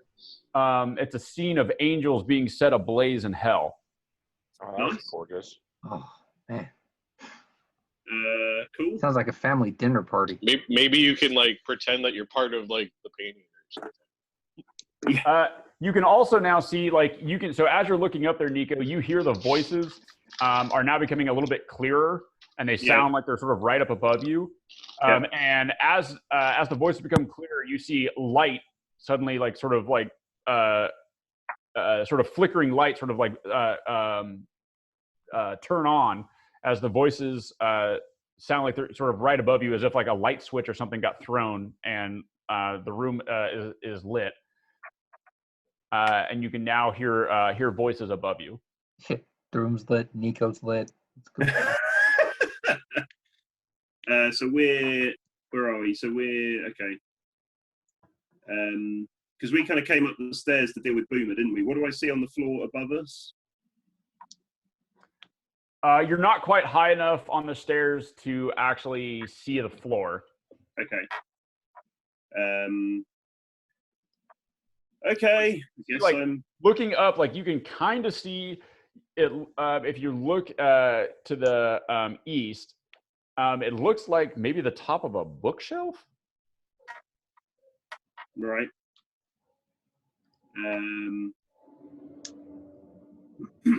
Give me a Nico. If you're sort of sitting there, give me a stealth check. 1. Well, it's a 9, but I rolled a 1. A 9, yeah. So as you're sort of like, you're on the stairs, you slip in a bit of the ice from the ice wall that sort of crumbled down. And you kind of, and you like hear like this, and your sword sort of clangs against the side of the marble railing. Yeah. And you hear the voices stop. Yeah. And you hear,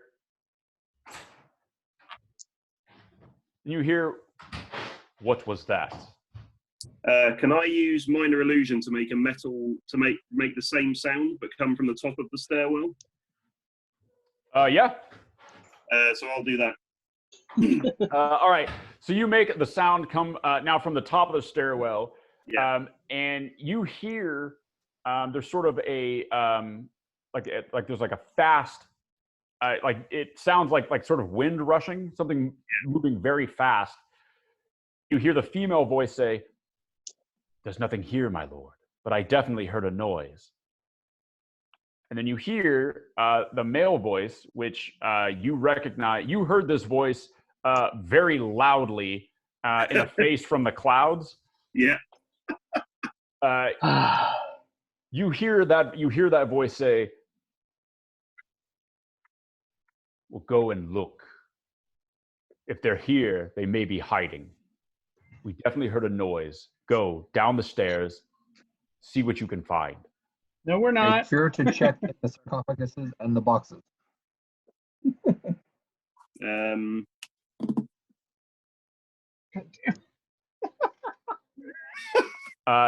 You can now, and then you hear the female voice say, "At once, my lord." Okay, I will, as stealthily and quickly as I can, go and attempt to get into a box. Then I guess. All right, so you're gonna vault down the stairs. Yeah, combat roll. And try to baseball slide into the dirt. Yeah. All right, I'm gonna need a stealth roll, and I need to make it look cool, even though no one's watching. Right. I need a stealth roll to see if you can do it sort of without making a lot of noise. I can. That is a 23. Very good.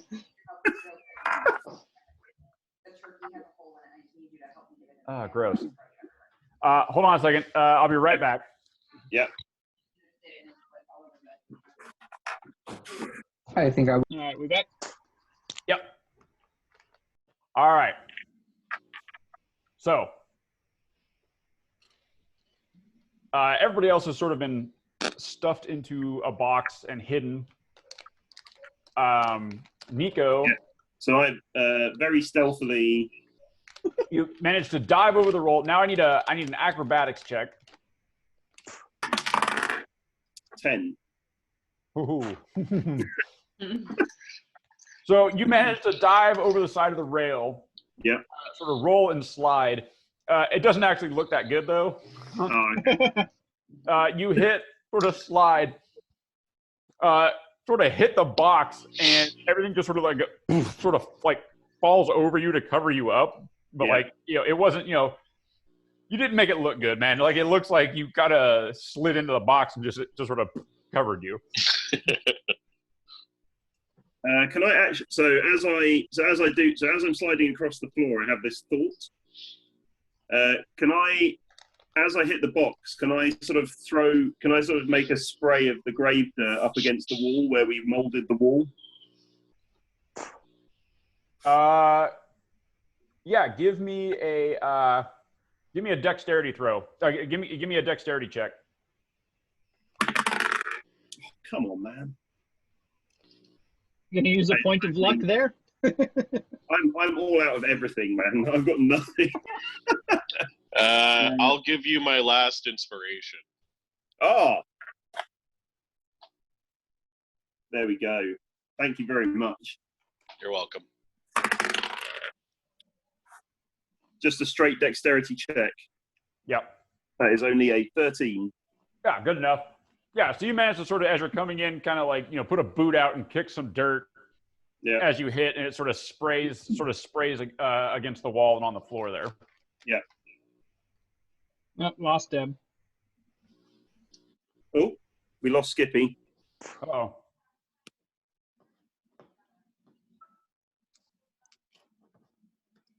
Computer decided to die on the way back. Oh, bummer. You're hiding anyways. It's fine. Yeah, wait for Deb to get back in. Where's Jeff? Okay. All right, so everybody, we're gonna do a little group check here. Oh God. So down the stairs. Down the stairs comes Down to Goblin Town. a little friend of yours you guys have seen before. You see her come down, and you can hear sort of the you guys can hear, can't really see because you guys are all like just covered in grave dirt. hiding. But you can hear as she steps down the stairs, you can hear sort of the arcane, sort of the hum and whine of arcane energy, and hear the mechanisms in her leg working as she steps down the stairs. Nice. Lieutenant Diane. Yeah, magic legs. Ice cream. Today an ice cream. Are you spelling that ASS cream? And You were there, man. she sort of steps down to the stairs here. All right, so first, everybody give me survival checks. Oh, nice. Thank you. Oh, that's actually good. Okay. 16. All right. Mm-hmm. Oh dear God! I got 20. scared. I looked at the wrong thing. I saw -3. I'm like, how the fuck do I have -3 on survival? No, it's +3. Okay. 16. 16? Yeah. I only got 19. 11. 19 from Gaston. Okay. 20. 20? Nice. There we go. 11. Nico, what'd you get? Well, Ooh. Okay. So, as a group, you guys have done well, sort of, hiding yourselves and hiding Askern, especially like in the boxes. You guys have managed to like sort of build that up. She comes down the stairs, and you can see her looking around. She's looking at the boxes, and she sort of walks over to the first box, and you hear her take a big inhale. Uh-oh. You can hear her Smell like death, right? I Smells didn't like smell like death. that before. yeah. You can hear her take a big smell, and she goes, yeah, that's as it should be. And you hear the hiss and whine of the legs as she sort of walks back over to the middle of the room. You can hear the hum of arcane energy. She steps into the room. All right, and then I need everybody to give me stealth checks. Crip. Oh, that's gonna be a Crip, fucking crip, crip, issue. crip, crip. Oh, shit. But you have Oh. advantage. You guys have advantage on your Oh, stealth okay. checks. Oh, You have okay. advantage on your stealth checks because you guys did really well. Natural building. 20. Woo! Nice. Nice. 15. Good. 20. 13. 13. Yep. 14. 14. Okay. So yeah, you guys did a passable job. I mean, you didn't become the knight or anything, but you did a passable job, and you're still like you guys are able to kind of hold your breath and sort of lay very still in the dirt as she sort of walks around, and she Nico, you can hear her walk.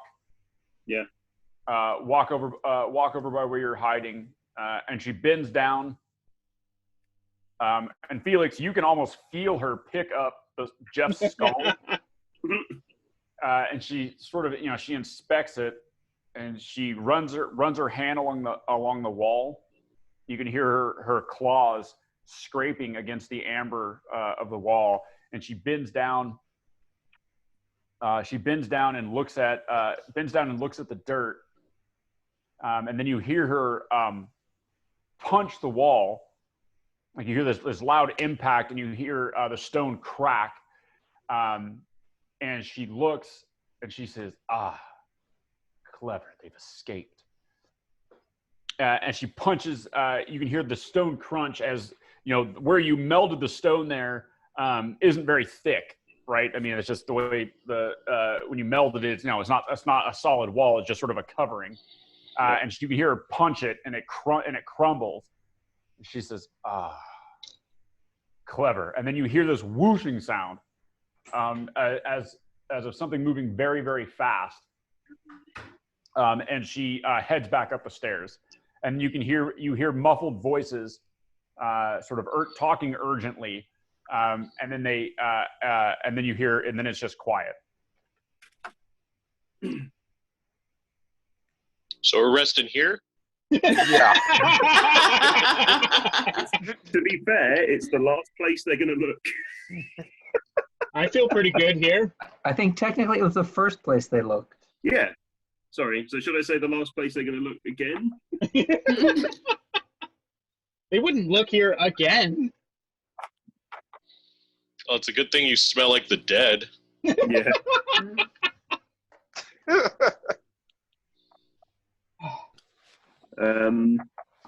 Long rest time. This box is my home now. What are we thinking, team? I live here now. So I'll very carefully uncover myself just enough to take a peek out and see if anyone's still there.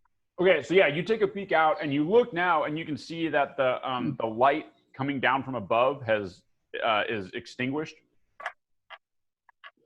There's no longer light coming from the upper floor. Yeah. And you don't hear anything else. Can I very carefully uncover myself and go up the stairs just to see if I can see anything? You can do anything you like. DM, please may I stealthily check upstairs to see if there's anyone there. Give me a stealth check. I kind of just like to keep the natural 20 I rolled a second ago. Yeah. 17. Yeah. So you managed to not clang your sword or anything or slip on the ice as you walk up the stairs. Yeah. And you manage to you come up the stairs to the top of the stairs, and you can see indeed the room looks like a library.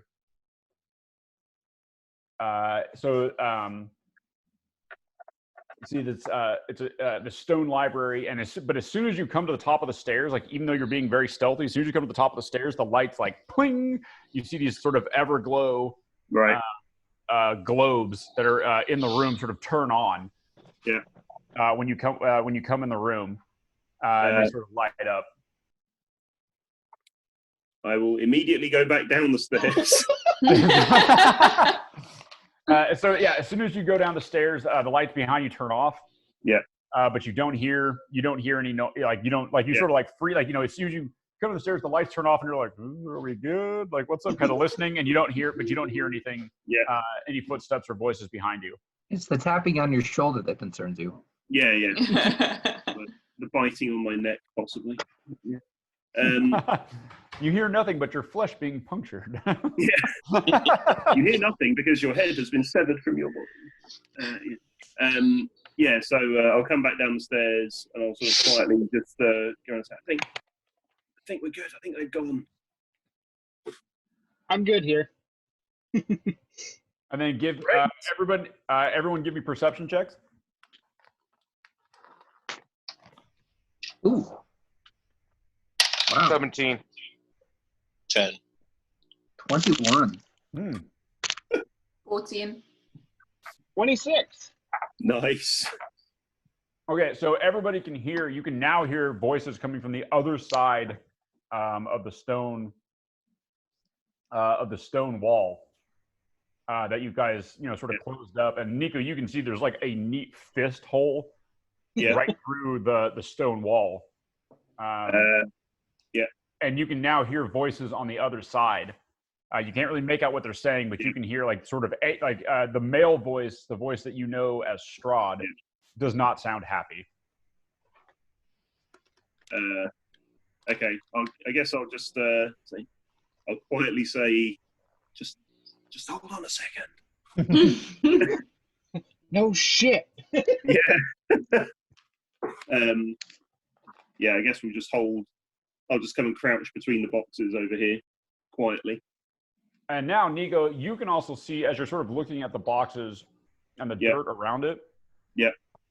To your sort of devil vision that you got going on. Yeah. You can see there's actually now sort of a faint glow coming from the dirt. Right. And what you know of vampires, you're really surprised that she didn't hear the heartbeats. coming from you guys, like because you're like, well, she should be able to hear our heartbeats, but you're looking at the dirt that Gaston poured the holy water on. Yeah. That was, essentially blessed by his god. Yeah. That dirt is now to your eye, to your vision, is glowing faintly. Nice. Got a helping hand. Yeah. So I guess, I will.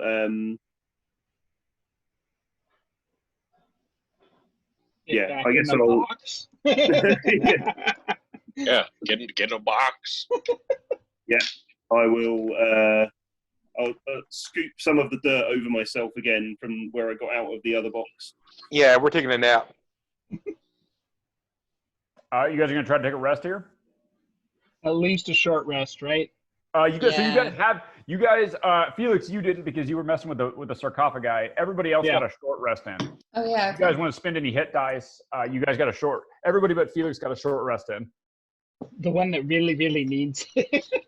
Yeah, I'm gonna spend some hit dice.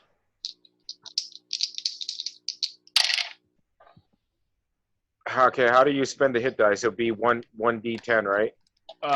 So yeah, whatever your hit die is, for you, Asker, is it a D? Then plus your Constitution bonus. Yeah. So for everyone that you spend, you roll the hit die, add the number to your Constitution, and that's how many hit points you recover. Okay. You can just roll one. And each of you at this point has 9 hit die. Yeah, I burned 3 of mine. Yeah, Gil, if you go into the D&D Beyond and you go into the short rest thing, it'll give you a place there to track your hit die. You can tick the boxes. Okay. And Felix and Gaston, your maximum hit points is limited. Yeah, I'm at 42. I thought you said it was with the short rest it came back? Long rest. Oh, then I did not do my hit dice. Because I was already maxed out for what I could do. Have we been here past dusk yet? You think so? Yeah, because you guys took that long rest in the barbarian place. Okay, I just need to recover some charges on the start. That's all. It happens daily. Right. And do we get these do we get them back after a long rest, the hit die? Yeah, after a long rest, you recover all your hit die. Okay. 8 charges back on my staff. Yeah.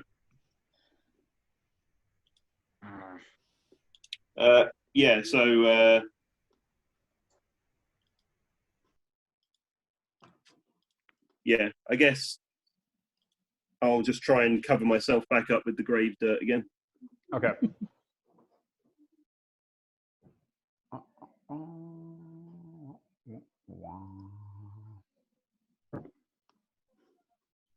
How much longer would we have to rest to get a long rest? You guys it needs to be a continuous 8 hours. Yeah. Yep. They couldn't possibly keep looking for us. Yeah, there's one thing we know about Strahd. He gives up pretty easy. Also, once again, let's remember that we're resting in a freezing cold temple dedicated to dark gods, filled with death and angry spirits. Felix is fine. So we got everything we wanted here, right? We're good. I think so. We could try and escape up the stairwell, I guess. In a place we don't know at all the layout? With the giant booming loud footsteps and, all of that. We don't hear the footsteps anymore, do we? No, actually you don't. Like, since you heard the voices, you actually haven't heard the footsteps going back and forth. Great, so it's somewhere else. Probably. That is safe. All right, I missed all that. My headphones died, and I couldn't figure out how to get the volume up. We're all gonna die. What's the last thing you heard? How to use my hit dice. Okay. We're trying to decide where to go. the big can heavy hear- footsteps are no longer audible upstairs. Okay. We can hear Strahd and the others talking on the other side of the wall. In his treasure room, which I'm treasure sure room. he's happy we desecrated. Oh yeah. We left him with his like wooden horse thing though. That I'm sure he's really happy. We Yeah, gotta that was- re-smelt those coins. That like, was the ASAP. winning prize. Because if he checks Nico just clanging by with all those coins with his face on it, Do-do-do-do-do. Clink, clink, clink. You make it sound like it's a bad thing. it's not going to be good. It's a sign of how much I respect him that I took those coins. Oh yeah. Yeah. It's a lot of respect, man. Yeah, I know. Yeah. So okay. Do I you guess I'll regain keep- any like spells on a short rest? Or do you Sometimes need... it will do it automatically if you do it in D&D Beyond. It will recover everything you can recover. Okay. Some of them only recover on a long rest. Okay. Which I have no freaking spells. You didn't get any back on the short rest, or did you have Nope. it? You didn't have a short rest, did you? Or did you? I had a short rest, but Okay. I need a long rest to recover all my stuff. Yeah, everybody Okay. but Felix had a short rest. Yeah, I need a long rest to recover my rage. So I know Boomer's a pacifist right now. yeah. Yeah, the only thing I have is my channel divinity and my breath weapon, which I don't think I used my breath weapon last time.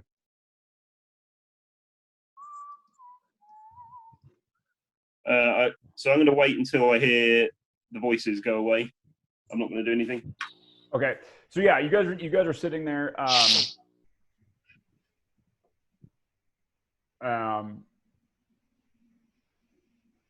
Resting. Yeah. So you guys, So you the voices sort of they continue on. You also hear sort of like you hear sounds like heavy things and some metal things being thrown around in the room. Then there's all, and then you hear sort of this. You hear very clearly, very audibly. And the whole temple sort of shakes, like, as if it was, sort of like a struck bell, as this loud roar, this voice sort of issues from that room, and it says, "Find it! Kill them and find it! You don't understand what's happened!" We need to get the fuck out. Oh, fight, fight, fight, fight! We're not here. They're going to have to look for us somewhere else. And then you don't hear, you hear a couple more sort of loud clanging noises, and then you don't hear anything else. Felix, can you use teleportation again? I can't even read the book right now. Yeah. I'm pretty sure it would kill me. Felix broke his brain a little bit. Yeah. I'm pretty sure it would kill me too right now. Yeah. Well, you're immortal, right? Not yet. Not yet.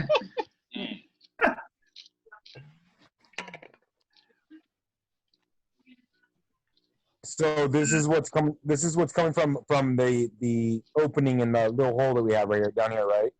Yeah. Yeah, you could. Yeah, you. Well, that the loud voice that you heard, you could hear that sort of like right through the stone, like it was loud. Okay, so we want to go up. Inhumanly loud. I'm gonna snigger to myself quietly at the sound of him being so angry. As a free action, I feel smug. Yeah.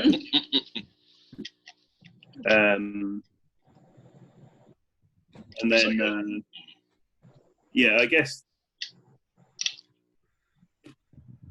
Nap time. Nico, when you Yeah. when you went up the stairs, was it any warmer? No.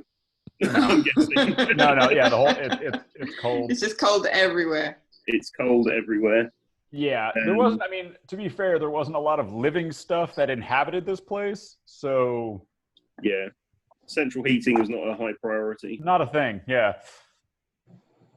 I mean, ask Jeff how he feels about the cold. What do I know about vampire speed? Nature, religion, or arcana check. All right, let's do arcana here. 27. Wow. So you know that they do have the ability to move very fast. It's sort of a short burst type thing. It's not a like sustained movement. They have the ability to cover short distances very quickly. But other than that, there's unless they've changed form in some way, their speed is sort of more or less what you would expect. So do I think I could outrun one with Expeditious Retreat and my cat reflex stuff, feline agility? So you think that if you had a short-ish distance to cover, that would help you to outrun them, but they don't get tired.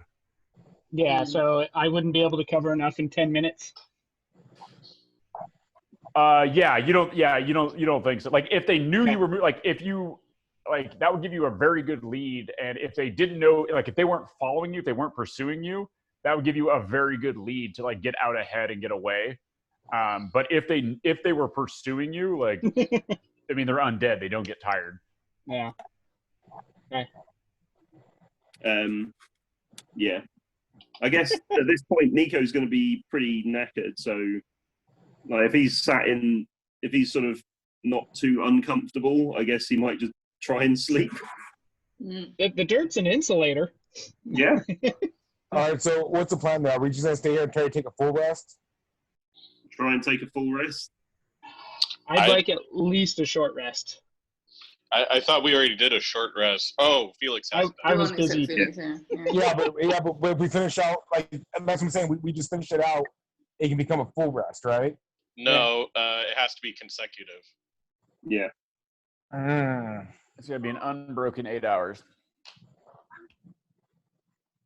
Gotcha.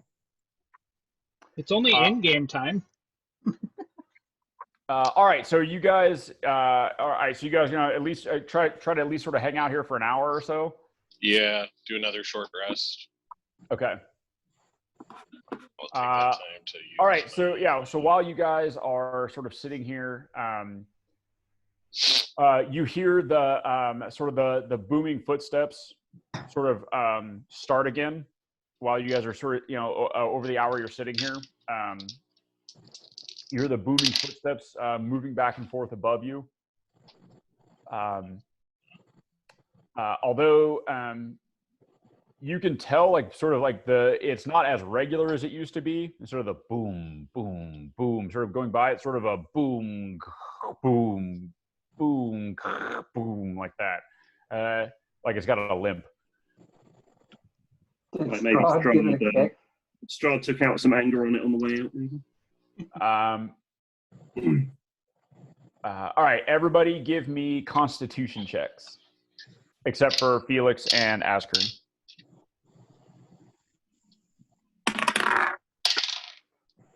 Or Constitution saving throw, technically. Okay. 22. 13. Dirty 20. Nico? I got 13 because I'm not near enough to Ascone to get the bonus now. Right. Okay. So yeah. So you guys are all like, you're not freezing. You don't take any points of points. Do I have to roll? I have to roll at disadvantage because I'm already exhausted. Yeah. No. This is a saving throw, not an ability check. Oh. Okay. I have a question. Since Skippy and I are snuggling, do we get extra help? It turns out that amphibian you're snuggling with doesn't provide a lot of heat. Oh, I also have poisonous skin, by the way. So Skippy gets advantage. So what does that do for me? Numbing? Not a cuddler is our Skippy. Not a Yeah, cuddler. I think Gonna want to wear gloves. as long as there's some like fur or something in between, we're okay. I heard if you lick Skippy, you get a psychedelic trip. Yeah. Yeah, suddenly Gaston stands up. I am the Lizard King. Hey, oh, here we go. I didn't think licking Skippy would be that bad, but woo, I gotta take some of this stuff and put it in a jar. Oh, we're gonna bottle us some essence of Skippy. Okay. Would you like a Skippy and jelly sandwich? So Yeah, what it's happens? like you got the simple Skippy factory. So short rest. Okay, so you guys managed to get a short rest. While we're sitting around, can I make some healing potions out of that lichen that I found earlier? You don't think you could? So you would need to light a fire. And like kind of get things, boiling and cooking and whatnot. Okay. All right. So short rest is passed. What would you guys like to do? Would you like to try for the long rest? Maybe the ghost will stay away. Do we try to sneak out? What are we doing? Sneak out, I think we need to get out of the temple to rest somehow. Yeah. Oh, so you think? We're never gonna get out of here without. Well, we might be able to get out the way we came in if we go up. If we go up a floor, we'll be able to. Have we got anything to lose to try and get a long rest? Well, other than being stuck in this room here. And murdering us all. We managed to get out of that last time. Yeah, I'm sure there's nothing down here for them, so I'm sure they're not going to come down here again. It's like going towards the direction of the like big heavy footsteps, or going back into the treasure room. We might be able to. Well, we can't get into the treasure room without smashing the wall down. No. We can do it quietly with mold earth, right? I should be able to manipulate that. Yeah, it's not loose rubble though, is it? It's still a solid wall. Apart from Again, if I get a long rest, I can do stone shape on it. Yeah, okay, but then that's the long rest again. Yeah, that's the long rest issue. So yeah, I honestly think we're kind of stuck just trying to do a long rest in here. No, I think if we keep trying to take a long rest, we're just something else is gonna pop up, either a ghost or something else, and like we need to get the fuck out of this temple. Everyone, put on your red or blue suits. So what's our option then? To either go upstairs with the footsteps or fucking break down the wall and make noise? Well, if we go up, okay, so I'm gonna get up and sort of shake the earth off me, and then I'm gonna go sneak up the stairs and see if there are any doors in the library upstairs. I'll go with you, but like far away to where I'm not. Actually, I'll just be at the base of the stairs. I don't want to ruin your stealth. Oh, thanks, Boomer. That's very considerate of you. Yeah. All right, so you, Nico, you come up to the top of the stairs. Yeah. Okay. So the lights come back on, presumably. Yeah. I'm just listening to see if you get in trouble or something. Yeah. Okay. Then I'll let the rest of the group know that you're dead, and we'll run away. Thanks. We'll run the other direction. Thanks. Okay. So you come out, you pop out here. The stone library has a 20-foot high walls and a 30-foot high vaulted ceiling. Covering the ceiling is a fresco that depicts angels being set ablaze in hell. A black marble railing encloses the gold marble staircase that spirals down the 30-foot wide, 30-foot deep shaft. Right. Felix. What happened? He's just hugging the sarcophagus thing again. Oh. You're like, look, man, can we make a deal? Can I get that power on lease, or what's up? Okay. Let's see. Against the gray walls stands 6 10-foot tall black marble staircases. On their shelves are hundreds of well-preserved tomes.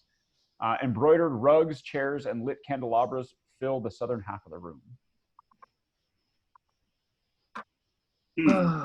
No doors or Gaston cries. What's or up? other Like stairs an out evil library. So I'm gonna walk over. Yeah, I'm just gonna walk like down and just have a look at the bookcases, because they came in here somewhere, right? And there's no doors evident. So I'm gonna call. I'll sort of lean over and just sort of gesture to Boomer to come up, like gesture to the others to like come up. Okay, yeah. So yeah, you're like it's cool. Yeah. All right, so you bring everybody up. Yeah. Does everybody want to come up? Yeah, well, Yeah. I make sure Felix comes up with us. Good work, Askin. While they're coming up, I'm just gonna start checking the bookcases for hidden doors, basically, because I had to get in here somehow. Okay, so you're checking the bookcases? Yeah. All right, just one second. Let me move everybody up here, and then we will do that.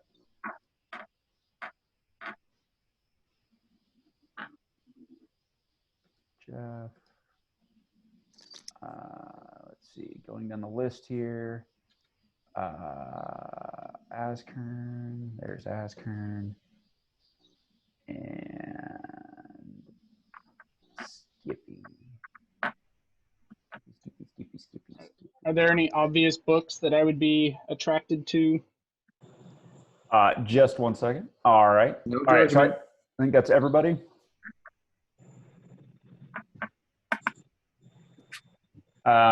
So what you notice, so the bookshelves are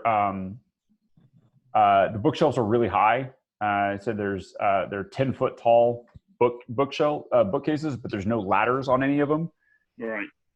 Felix, you sort of look at that and you go, "Oh, mage hand." Yeah, you're like, "Oh, clearly this is a wizard library." So looking at them, you see that they have all the covers. Like, so do you pull a book out, Felix? Yeah, I'll just try one. Okay. So anybody that pulls a book out and looks at it, the cover is blank and the pages are blank. Good This fire is material. sacrilege. I'll start a detect magic ritual if we don't mind staying here for 10 minutes on an action. Well, yeah, I'm sort of systematically rifling through the bookshelf looking for hidden levers or whatever. I'm just keeping an ear open for something comes. Yeah, I'm gonna help look for any trapdoors or hidden passageways. All right, so go ahead, everybody give me perception checks. Everyone that's searching, everyone that's looking for things, give me perception checks. Perception or investigation? So depending on, so if you're actively like touching and moving things, give me investigation. If you're just sort of looking, if you're just sort of walking around looking, give me perception. 19.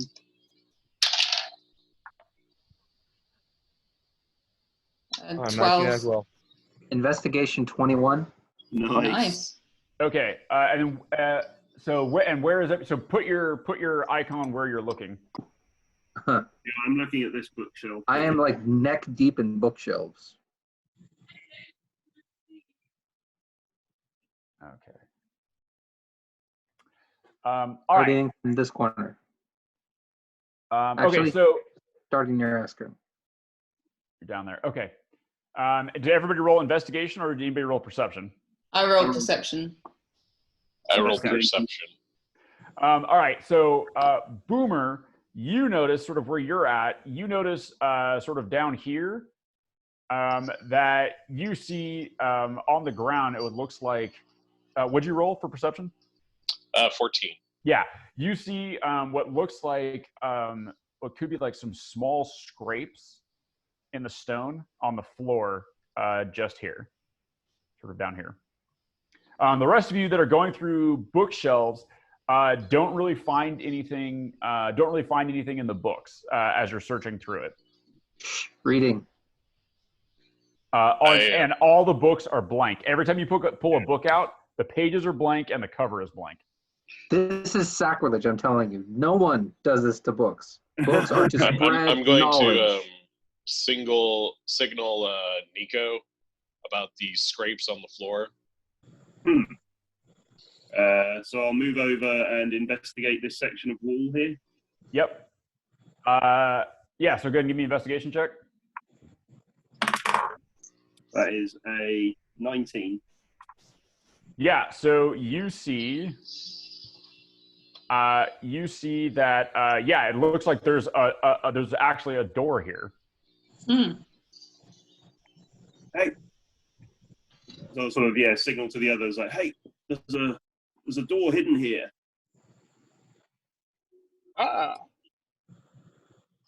Can I see any obvious release mechanism for that door? Yeah, so with that investigation check, you can see that it looks like there's a small plate, like really, really small, like finger-sized. That's just like it's like hidden sort of on the inside of like a little crevice of rock of the stone wall. So I'll sort of motion Boomer to sort of stand back a bit and get ready to greet whatever comes through the door, and then with I will kindness. Greet them with kindness, and then I will attempt to carefully open the door like a crack. Can you like poke it with your stick or something? All right, so yeah, you push the little plate. Yeah. And the door, you hear sort of this like chunk, like this really soft sort of chunk noise, like the stone sort of being released, and you can see the door move a fraction of an inch. Yeah. Hey, I think I found us a way out of here. So I'll try and open the door and sneak down these stairs. Are we that rushed to leave right now? Yes. I'll just scoop a handful of books. I'll do the same. I follow Nico. I'll be like back here though. Okay. So you okay. And then who has books? I got a couple of books because I know Felix is going to want to use these. Okay, and Felix, you grab books? Yeah. Okay. Yeah, so you head down the stairs and you notice Nico at the bottom, that door is open. I think this is where they came in.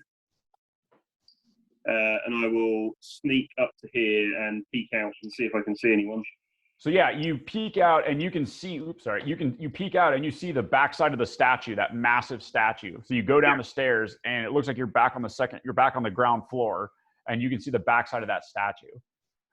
You peek out. You sort of like kind of crack the door. Move the door a little bit, and you kind of listen. Give me perception checks. 8. Doesn't sound like seems all right. Do you want just Nico to do perception or anyone else? Anybody that comes down to that door and sort right. of tries to listen to see if they can hear or you can't see much. You're just sort of looking at the backside of that statue. Yeah, I'll gesture Askern and or anyone who's on the stairs to come down. So Askern, as soon as you leave the library, the books that you were carrying disintegrate. Okay. Oh. Ah.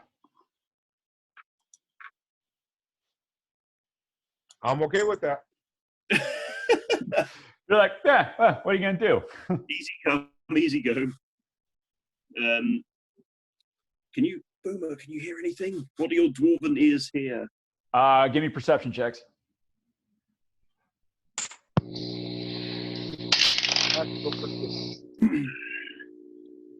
22. Yeah. So Boomer, with that, you're apparently excellent dwarven hearing.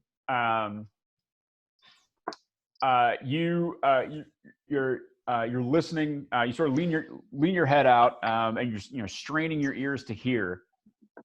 And you can hear what sounds like voices, but they sound really far off. Like you think you're just hearing like an echo of an echo type of thing. I mean, this whole thing is stone, and so you think what you're hearing is it doesn't sound like it's in that open area. Like you think it would be much clearer, like if it was like sort of right in that open area. Okay. I passed that knowledge off to the rest of the group. You think we can make it? You think we can make it to the entrance? I wonder if we should go. I wonder if we should go through where the barbarians are coming in and out of, because I'm pretty sure they're covering the front entrance. We could try. Yeah, we could try and sneak out the. Okay. All right. So let's go what's through. What's the range on message, Felix? 120, I believe. 120. Yep. So, I mean. While we're waiting, I'm going to write Felix was here in a book and then put it back on the shelf. So as you try to write, so as you go to write on the book, the ink, as soon as it touches the page, just runs off of it like it was coated with Teflon. Wow. Okay. What do we say? I'll try and make it across, and then I'll bring Felix up here. I'll send him a message for when you're. Did you carry any books out, Felix? Yeah, I did. Well, I tried. Yeah, as soon as you cross the threshold of that door, like onto the stairs, the books disintegrate. Now the question is, do they reappear in the library? Yeah, I'll do that. Oh, wait, hold on, guys. Just a minute. I'll go back and. Felix. So you go back. Nico's like, this is not a book trip, man. So you go back to the bookshelf where you pulled it out of, and the book is not there. Like it's gone. Okay, and it didn't reappear back in my bag. Nope. All right, guys, grab every book you can and carry it through the threshold. Wait, are you actually going to destroy knowledge in front of me? This is Strahd's personal library. Yes. It's still knowledge. Fine. The Fourth I don't Reich think will we have have to time wait. for this. And remember, knowledge is power. But it's only half the battle, so that means battle is 2 times knowledge. Felix, get to the stairs or I'm going to kill myself. You just see like him throwing books through the fucking stairwell. Yeah, Jeff, man the books. Just Nico, you just see Nico I can make like that clenched jaw, like that yell that you do that's not a yell. Like, now, I do Felix, that to my kids all the time. If it's not too much trouble, would you mind serving as a message relay for me while I scout ahead and see if the room is clear? Okay, we'll just constantly be talking back and forth, I guess. Now, which way are we going? Are we going out the front door, or are we going out the barbarian entrance? I don't know. You tell me. I was kind of asking. Everyone is not guarded by vampires. I voted that one. Okay, I'll bear that in mind. Okay, I'll cast Spider Climb on myself, and I will attempt to sneak out and climb stealthily up across the ceiling towards the barbarian door entrance. Okay. Yeah, so you shimmy up the wall up to the up the ceiling. And just sort of around like the corner. Yeah, sort of go around like the corner of the room. Right. Trying to keep whatever shadow I can find. Right, yeah, you're trying to stay in the darkest recesses of this dark temple. Like, well, if there's a more darkness I can find, I want to fold it around myself. Yeah, exactly. So I'll just keep pointing my finger in his direction and going, "What do you see? What do you see?" to keep the communication link open. Yeah. Right. Yeah. I can't see past, so like I'm just kind of, hey, he's out there. whenever it hits 120 feet. Okay. Hold on a second. Let me do this. And you, so Nico. Yep. Just 1 second. I think I'm going to ask Riven to help me sneak around with it, with his with the shadow folding ability. Yeah. So yeah, Riven's all right. Don't ever say I didn't do anything for you. And you can feel your skin begin to ripple as Riven's last laugh sort of the shadow stuff of it sort of seeps into your skin. Yeah. And you essentially you feel yourself becoming a little less substantial, like you're having the room feels a little less cold. You can't quite feel the stone under your hands anymore. You also notice that the anxiety you were feeling about sneaking out of here and sort of, Felix with his whatever the hell he was doing with the books and all that stuff, all that gets the volume turned down just a little bit. Like you're a little less anxious. You care just a little bit less about sort of the mortal peril you found yourself in. It's still there. Like you're still cognizant. You're still cognizant of it. Yeah. You're still like, yes, there is mortal peril. Just the anxiety part of it sort of gets the knob turned down a little bit. Yeah. Yeah. So you begin creeping along, moving along, and you become very hard to see. Like you're sort of liquid shadow creeping along the walls, and you begin moving along the walls. So sort of show me the path you're going to take. So yeah, I'll sort of come out here, then come up over this broken mezzanine and around kind of this way. Right. Okay. And then along this wall, past the arrow slots. Nico, are you with us? Yep, still here. Almost at the barbarian room now. Okay. I'll come up to this and try and sort of listen through the door again if I can.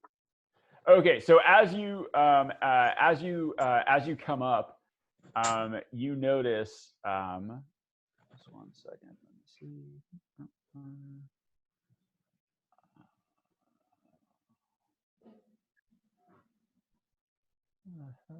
There we go.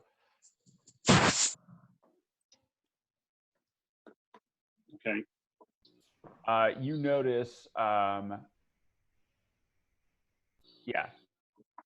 So you notice sort of one of the vampire spawn things sort of standing in front of it's sort of shuffling around in front of the main entrance. Give me a stealth check as you approach the door with advantage because you are. That is a 16. 15? 16. 16. Yeah. So as you're moving forward, you're moving fairly silently, and the vampire spawn doesn't seem to have noticed you. Anything yet, Nico? Yeah, we have some company. I think if we can sneak back through. Do you remember the hidden staircase by where the flaming skulls led in? We might have more luck that way. Yes. There's a guard at the front door. Hang on, let me check out the other way and see if it's clear.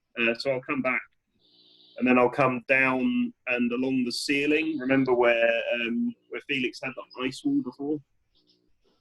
Yeah. Where what? So if we go down from the floor I'm on at the moment, and then in the tunnel towards where the other sarcophagi are. Oh yeah, down there. Okay. All right. So you're gonna go down to the floor. I'll stay on the wall and then go along the ceiling of that. Oh, tunnel. right. Okay. So you're like here. What do I know about Strahd's ability to see invisible creatures? Strahd specifically? Yes. And vampires. So vampires in general, so what you knew before about them, you know that they don't have any special ability. Like, they don't have any sort of like true sight or anything like that. They definitely can see in the dark. You don't think that they can actually see anything invisible. You know they have very keen senses in terms of hearing and smell, but you don't think that they have any special ability to perceive. They don't have any special ability to perceive invisible things. So, like, if I casted the scrying spell, he wouldn't be able to see that? Oh, you know, so if you try to scry on him, so I think he can see if he can. What about he makes? I think he makes a saving. Wisdom save. Yeah. He makes a wisdom save to see if he knows that you're scrying on him. what about robot legs? Same thing. So any creature that you scry on, unless they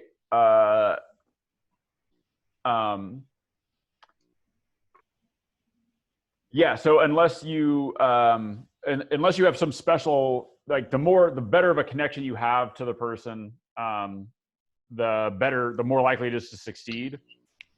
Yeah. So I have firsthand knowledge of him. I don't think that I know him well.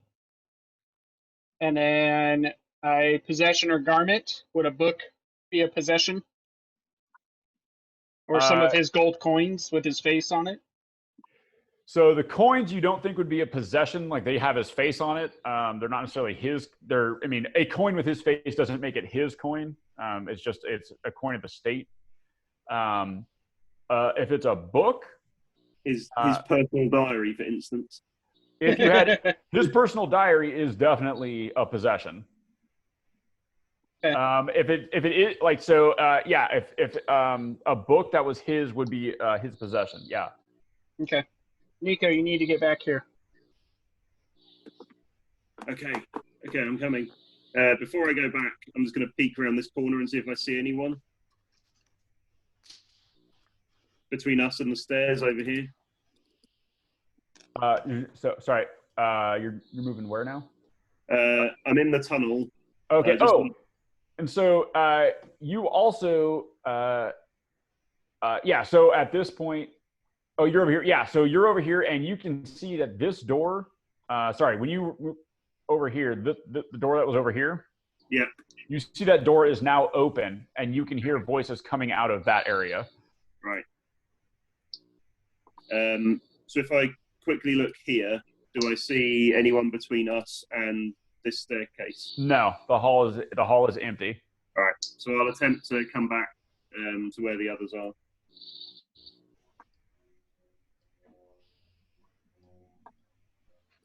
I'll come back to the statue. Okay. I think we might have a way out of here up that hidden staircase. What have you got, Felix? I'd like to borrow that book, Strahd's Diary, if you may. What are you gonna do with it? I want to see if we could get a viewpoint on where he is, and I need a possession of his. Well, worth a shot, I suppose. There's no way. Do you think he'll know? From what I read, I don't.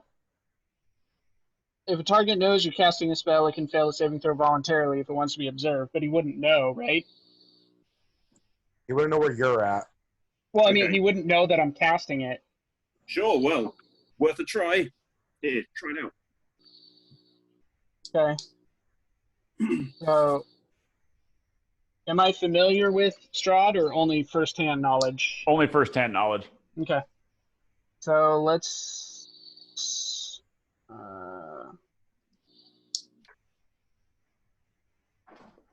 So Strahd makes a wisdom saving throw. Yep, with -4. Unless we can find a locket of his hair. What's the DC? It should just be mine, right? 16. 16.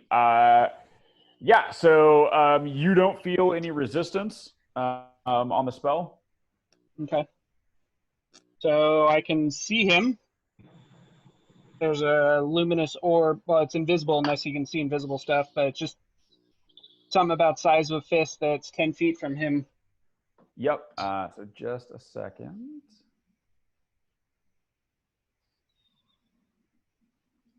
That is one of my uses of scrying. That's a pretty cool spell. Cool, yeah. That came from a sarcophagus, guys. They're not all bad. See? Huh? Huh? Yeah.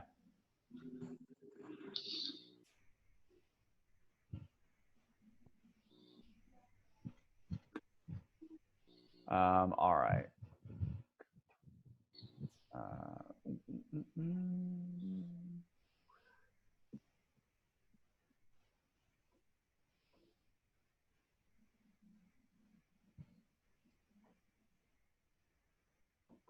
Okay.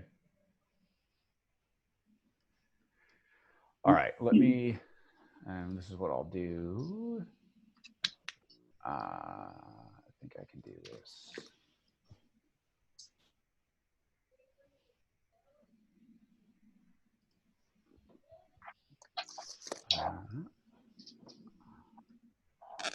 Okay. This should work.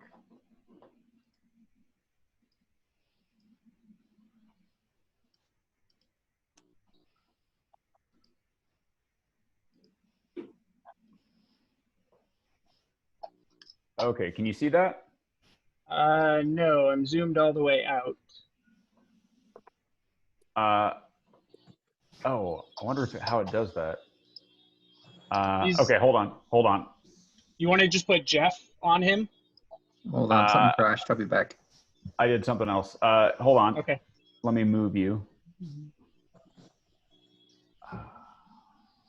Uh-oh. Oh, hold on. No, we're good. Never mind. Let me move you here.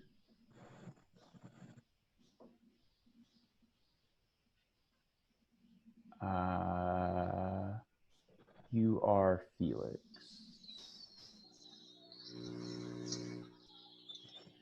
Sorry, hold on, let me find you. I still have the Hellhounds assigned to me, so I don't know if you want to move one of those just on him or something. Thank you, Debbie. So I have another creature. So zoom all the way out. Okay.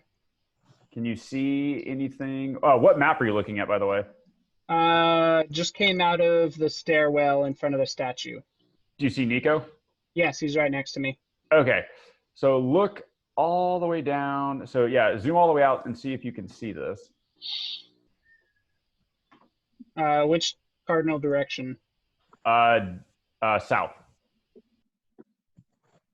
Or does it just look dark? It's all dark. Okay. All right. Well, I'll do this. You know, one of these days when someone asks for a cardinal direction, someone needs to say Richelieu or something. Okay. Now do you see it? Yes, I do. Okay. The little orb in the bottom. Yep, the one I can move. There we go. Yeah. Cool. Okay. So you create. So that thing is sort of within 10 feet of this guy. So you create it, and you can now hear. You hear Strahd saying, "These tombs held wizards of great power. There is much contained here. They may be trying to hide somewhere in these catacombs." And then you see him sort of stiffen a little bit, and without saying anything, he turns around and he looks directly at you.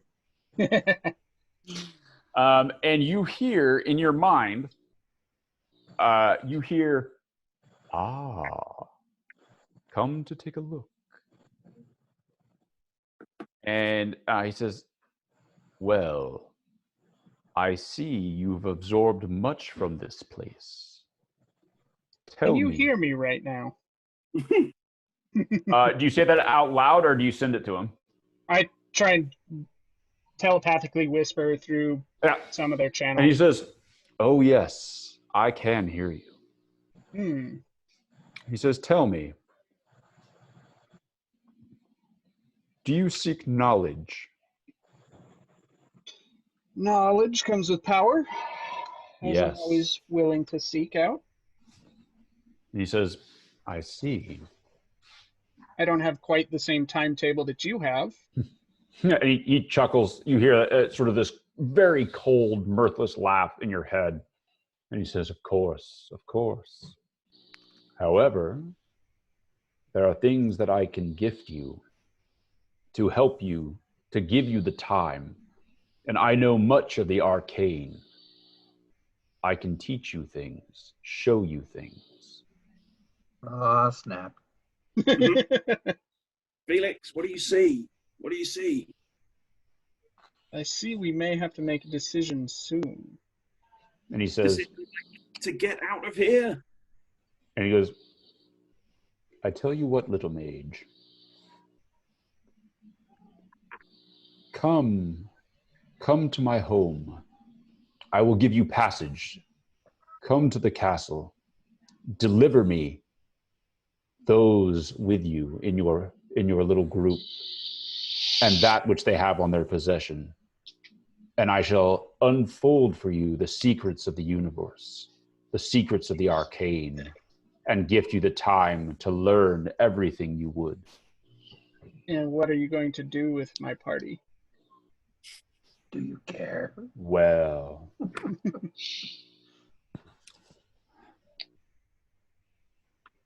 that's something for me to decide. But I assure you, I am a man of my word and quite honorable. Come to Castle Ravenloft, and I will gift you knowledge of the universe and the arcane beyond your wildest dreams. You will have power. You will be one of the most powerful wizards in the land and beyond. So the deal is, I bring my party to Ravenloft. Bring them to Ravenloft and deliver them to me. Ensure that they are where I need them to be, and I will be in contact with you. And yes. What's your definition of deliver? I'm just going to, to this point, I'm going to grab Felix and say, Felix, what do you see? Can we get out of here now? Semantics, man. The art of the deal. Still. And he says, "I see you are very clever and careful with your words. A true hallmark. A hallmark of a true mage. All right. Bring them to Castle Ravenloft. I will have more instructions for you there. I may need you to help me if they prove unwilling to follow my commands." And what would be my punishment for not obeying? And he kind of chuckles to himself and he goes, "Punishment? You're not a child. There will be no punishment. I will play with you as long as it amuses me, and then I will kill you. If you are of no use to me, then why should I keep you around? However, those that prove useful, those that serve the house of von Zarevich, are richly rewarded." I feel like Felix should have to make a constitution check to see how much he likes his friends right now. I was about to say, I don't know if this guy's telling the truth. What about his brother Moses? Sergey. Well, it was Free My People, so Sergey, Moses, von Zarevich. Yeah, also, honorable my butt. That guy used a helpless girl as a shield, so... Yeah, but he knew he was going to turn into a vampire and he can give her magic legs. Yeah, no. Winning. I guess insight. Yeah. 23. Nice. You don't think that dude has not. He's giving you no indication that he is lying. Like you look. I mean, you're everything about his demeanor. You don't sense any sort of deception that he's trying to deceive you at all. When he says that, you get the feeling that if he says, if you do what he says, he will deliver. But you also get the feeling when he says that he'll kill you, he will kill you. Let's say you are not qualified or worthy to be worth the effort of his deception. It's like, nah, I just tell you the truth because what are you gonna do? Yeah. First, we shall bake the children in the oven, then we shall eat them. This is a tough decision. So I'm just gonna go with your flaws, man. Go with your flaws. Yeah, that's what I have to say. You have to go with your flaws, man. Because in game, I mean, I know our game you don't want to, but in game, your character's already at a breaking point. I know. Yeah. I heard someone say boomer. Say, Boomer, just pick up Felix and let's get out. Yes, Strahd, I shall bring the party members. All right, come here, kitty. With your word that they will not be harmed until I have broken contract. Well, I can give you no such guarantee, nor do I have to. They are in my land and trespassing upon that which is mine. They are mine to do with as I see fit. However, if I can gain a useful ally such as yourself, a powerful mage, a wielder of the arcane that can help me study, that we can teach and learn from each other and grow more powerful, well, that benefits me. But if you do not agree to these terms, it matters not to me either way. Do you have the power to let them go? I do. If I so chose, I could have them leave this realm.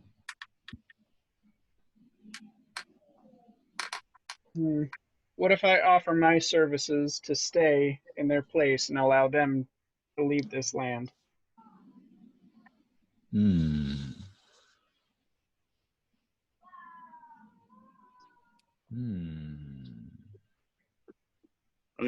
gonna start motioning to the others and just start walking towards, sort of stealthily creep across to get to this tunnel and just get Boomer to just carry Felix out with his staring into the distance.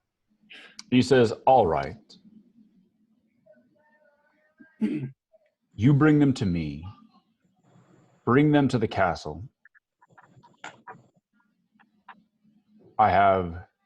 There are things that they have taken from me that I want back. I will take those things from them, and if I allow them to leave this realm, you will join me here, and you will help me recover these objects that I desire." How about you start me off the list right now? The diary that was taken is mine. Those are my thoughts. I want them back. And the hilt of my brother's sword does not belong to anyone but Ivan Zarevich. I want these items returned to me. Okay, I'll see what I can do. Good. Until then, can we get passage from your slave warriors? But of course, I shall send word to you. Bring them to Castle Ravenloft. You will have an invitation from me shortly. Okay. I look forward to seeing you. I see this going so well for us in the future. And then he waves his hand. He waves his hand, and the connection blinks out. Well, shit.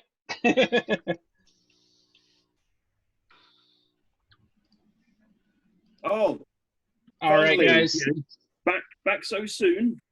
Strahd shall not be a problem for the short foreseeable future.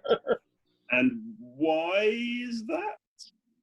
Because we have been given an invitation to join him at his castle. Oh, snap, he just straight up came and said that. Great. You're only supposed to be looking. Why were you talking to him? It was beyond that spell's reach that was talking to me. He knew we were here the whole time. He just didn't have a pinpoint location. All right, we need to get out of here. Yeah. everyone, come this way. I think we're clear this way. And yeah, I'll head back out towards that hidden staircase. All right, hold on. Let me bring everybody here. Remember, there's a vampire spawn up by the entrance, so stay low. Oh yeah, I'll be super quiet. Strahd has given his word that his army of vampires will not harm us. Oh, that's great. Well, if you'll forgive me for not taking Strahd at his word, I think we'll try going out this way. I don't normally agree with Nico, but I'm totally on board with Nico's comment this time. But if he breaks his word, we can break ours. I don't care, Felix. Come this way. I don't care, Felix. So which We're way in we a courtroom here. Why are you trusting the undead? And then Gaston looks at Jeff and goes, oh. Oh. Yeah, how come sometimes they move together, Jeff and Felix? So supposedly they fixed that bug. Nope. It was a bug where if you controlled multiple characters, like if you had controlled multiple characters and you moved one, it moved all the characters you control. What about the bugs about getting stuck in walls? They're still working on that. Oh, are you stuck in a wall? Yeah. Hold on. Let me move you. There you go. Dope. So we gotta, out of game, we gotta find Rictavo. I think I'm also stuck in the wall. Because he was not part of our party, so we could have him part of the deal, but not be part of the deal. You got to stop making deals with Strahd, man. Seriously. So we're going out this way, right? Yeah. Okay. I think I'm still stuck on the wall, guys. Oh, are you stuck on the wall? I think so. Bottom right-hand corner. Is that wall? Yeah. Your meld into stone spell was very strong. It's very good, yeah. Anyway, guys, he's useful. There you go. Sweet. All right, everyone stay quiet. All right, so everybody's going up the stairs. All right, let me move you guys. Wait, are you really telling Azkern and me to stay quiet? Yeah. Okay. Well, you could try. Yeah, that's what I said. Like, yeah, they fucking. I want your thing on sneaking this motherfucker up really good. Azkern is the embodiment of stealth. Thank you. Elf has a much larger body than I remember. Just much more stealth. Yeah, it's just that much more stealthy. That's all. Skippy. Gotta admit though, dragons do have the best stealth.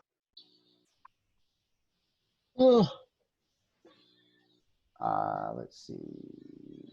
Where are you?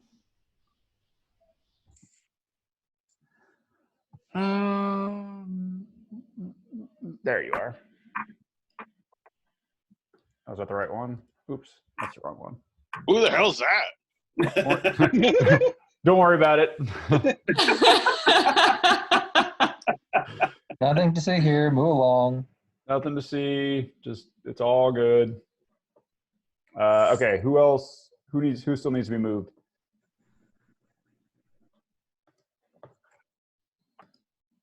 Who's not on the top floor? Looks like Gustav. Yeah. Jeff. And Jeff. All right, there we go. Okay.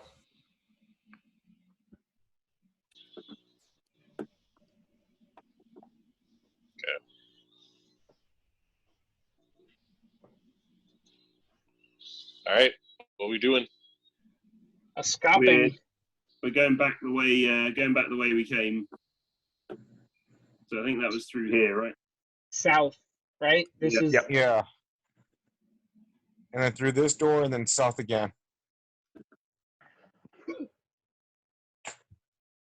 Yeah. And so when you guys come in here, it looks like a slaughterhouse. Like there are bits of torn body. There's blood all over the place. You see Helwa has had her head torn off. Wow. And the barbarians are just shredded. The wolf that was there is in half, like the two halves. And there's like just blood and viscera like all over the room in here. I tap Askern's knee and say, up, please. cowards. So before we go in, I'm going to motion everyone to stay. Say, look, before you go in, remember, there's a guard just outside that door. We need to stay against the wall until we can get out. Whoops. And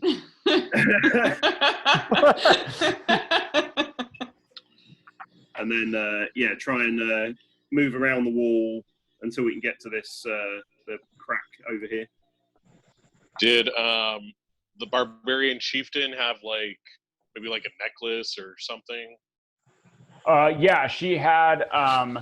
So she actually had so there's a necklace that you find sort of amidst the sort of the viscera and gore. She had a necklace that was several talons, like large talons, and what looked like the tip of a beak of a brock. Oh, that would be handy. Okay, I'm gonna take those. That was on our. It wasn't on the list, but maybe. And They're probably nearby. Yeah. I kind of take it and whisper you will have vengeance. So when you walk into this room, Boomer, as soon as you walk in, Kavan, the eyes on Kavan's skull glow, begin to glow, and he begins to chant in the language of the hill tribes here. You don't understand it, but you kind of get the gist. And you see the souls, the spirits of the slain barbarians sort of rise up out of the bodies. The largest bits of them sort of rise up. And they start swirling around you, and then Kavan, the skull on the axe, opens its mouth, Turn undead. And the spirits enter the skull. That was awesome. And then Kavan says, "Their souls ride with us, brother. You must get us out of this land so that they can move on." Nice. Understood.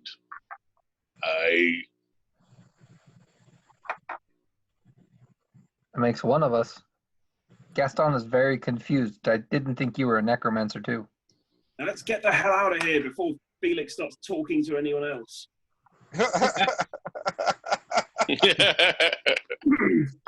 So you guys move outside. Yeah. Again, now that you're outside, the wind has picked up. Can you guys hear the wind? Yes. Yeah. Sorry, what'd you say? I can't hear you over the wind. The snow as well. The snow has begun to fall. It looks like it might be early morning. It's pretty tough to tell. It's really cloudy up here. The wind is blowing, and you guys are outside. it's tough. You can't see any tracks. You don't know. It looks like with the heavy snowfall, it looks like it's sort of covered up any sort of tracks that may have been here. Could we do a survival check to see if we know the way back to town? Well, so you have to go back through the pass. There's only sort of the one way. Yeah. Oh, okay. Or the one way out. Hey, good news is they got a wall of fire we can warm up next to. Oh yeah. No. No fire. All right, so let me move you guys. Hopefully this works.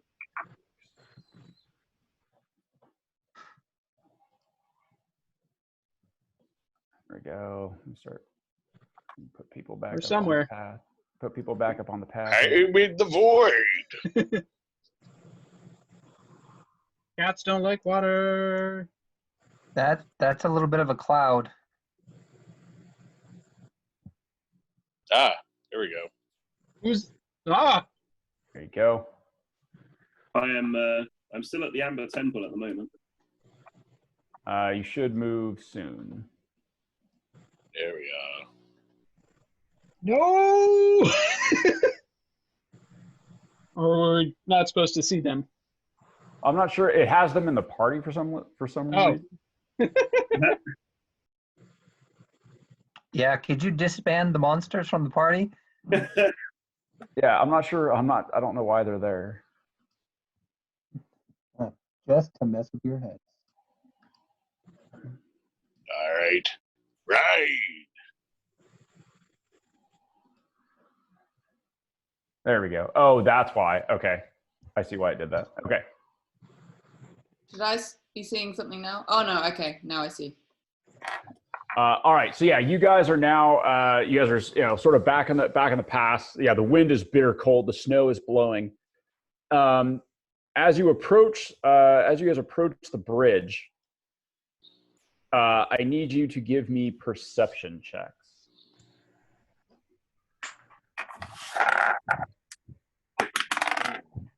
14. 4. 9. 10. 18.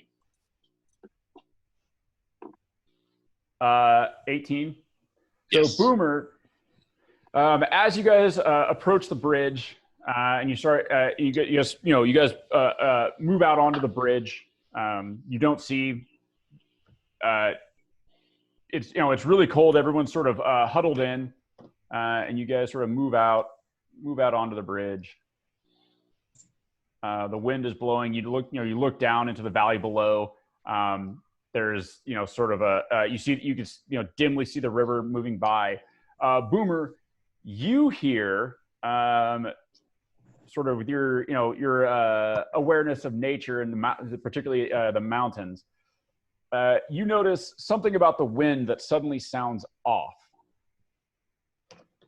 and I'll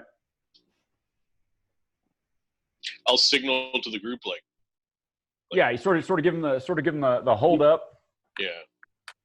And then you notice that you kind of you're sort of listening to the wind, and you turn around, and diving from the peak of the mountain just behind you, where you guys just came out of, you see this monstrous shadow coming down out of the clouds, and then everyone hears the screech of a massive bird that sort of shakes the stone of the bridge that you're on.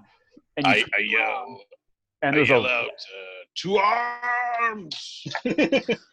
And you turn around, and there's a rock descending upon you. See if I could find a good. I recall those things Giant hummingbird. Yeah, I was about to say. I remember those things being not very good for somebody who's only 2.5 feet tall. Let's see. Well, I'll use this. I don't have a better token, but it'll convey, I think, what I'm going for. Oh no! Good thing we had that long rest and all. Yeah. Do you remember, Felix? You just looked at the size stuff. Do you remember what gargantuan is? Ooh, I think it was 40 by 40. 40 by 40. Well, crap. What? Without my rage. So this thing is swiftly. It's diving down. It's diving down from the mountain behind you. You see this thing. I mean, right now. I mean, it's actually probably farther away than that. It's sort of back here like this. And it is much better. it is swooping down. It is swooping down out of the mountains, and it with sort of this piercing cry. And you see these monstrous talons that are open as it swoops towards you. What would the group like to do? Sorry, 20 by 20. But 20 by 20. Yeah. All right. Everyone, take cover in the towers. Yeah, I think cover is a good idea. Asker. Yes. I think maybe you and I should try and distract the beast while the others try to make it across the bridge. Yeah, that's the best course of action. So yeah, I'll attempt to make it to this tower. What do I know about a rock? What do you know about the rock? Yeah. He's a huge movie It's a star. big bird. It eats something bigger than normal worms. Halflings. Specifically, their wisdom. You're gonna try and talk to the rock. No. They are aware beasts, but they're not like supernaturally aware or anything. They sort of have what you would say like average. Okay. Yeah, do int saves. They're bird brains. Int saves. I yell to the rest of the group, like, run across the bridge. Go. So yeah, Boomer and Askern sort of stand their ground, and they Boomer turns around and yells, "Fly, you fools!"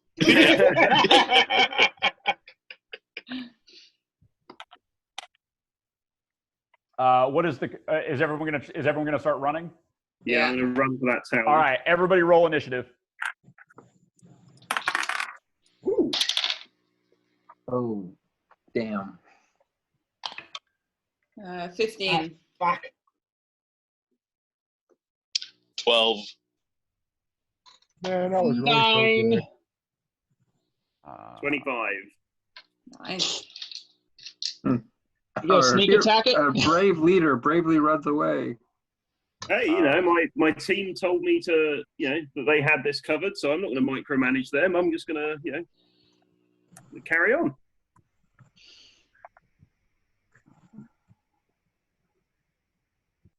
Skippy. And there you go. It's not an owlbear, that's a rock. There we go. Okay, so why do you keep showing up? Man, Strahd just is everywhere. That guy keeps showing up. He's got to keep an eye on on his investment. All right, so Felix, what'd you get? 9. Oh, you're already there? Okay, good. Jeff is also going to be a 9. Askern, what'd you get? hold on. I got a big 3. 3, good. Skippy. 15. Nice. Boomer. 12. Well, Nico. 25. Ooh. And Gaston. 6. You guys are a little surprised, maybe a little cold. Tough to move. All right. Don't worry. It can only fly at a speed of 120. Oh, good. Oh, I'm so glad I'm faster than it. Okay. So, Nico, you're up. Hold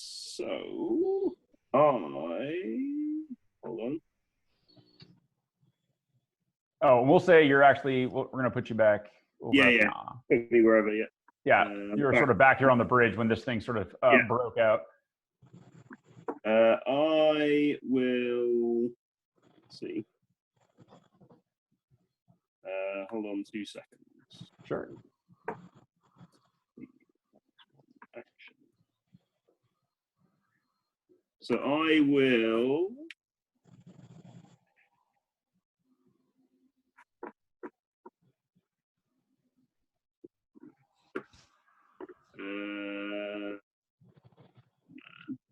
Would you like us to fetch your brand pants, sir?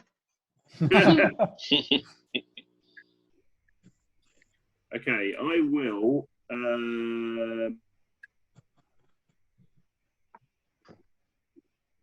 gonna. Yeah. Oh, cool hair. You want to show everyone else? Okay. Very cool. Sorry, Natasha's been doing her hair. Nice. I will use a combination of my move and cunning action to get over here.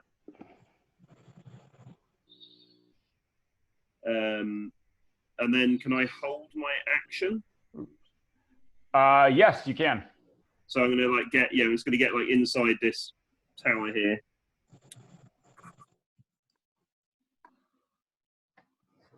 Sort of Okay. in the doorway, basically. Perfect. All right, Skippy, you are up. What's the furthest I can run? Like I can move 25, but can I go further if I? You can go 50. You take the dash action, and so instead of attacking, Yeah. How big is each one of these again? It's 5 foot. 5. Okay. If you hold shift on your keyboard, it'll measure it for you. Oh, yeah, great. It didn't do it before, but yeah. Okay, so I can, I can get. I'm gonna go ahead you can get and into one of the towers. Yeah, I think I'll join Nico, but I'll kind of get near wedge myself in, so I might be able to get a shot out next round. Keep an eye on what's going on. Okay. Perfect. All right, so the rock is going to fly closer. So it is now bearing down. So, I mean, it was pretty far away. I wanted to put it on the map just to give you guys a sense of oh, shit. But Boomer, because of Boomer's role, he was actually gave you guys quite a bit of warning. So it swoops down closer. Again, it opens its beak and lets out this massive shriek that is absolutely deafening up in the mountain pass. And it is now swooped down closer. Its talons are open. It's eyeballing the party. Boomer.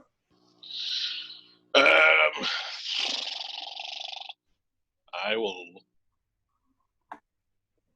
So it's not yet. I can't make towards it, right? You what? I can't make. I can't reach it, right? No, not yet. Okay. It's still sort of up in the air and coming down at you, but it's on a path moving towards you. There's choices for all of us to try to get to the cover. Okay. I'm gonna move over here, and I'm going to try and get its attention. Oh, all right. You're gonna try and make yourself look tasty? Yeah. All right.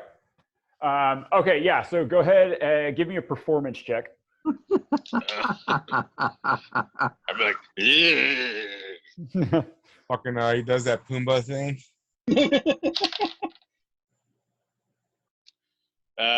10. 10. Yeah. So you sort of wave your arms and make your mohawk look as bright and big as possible, like a peacock, just whoo-ha.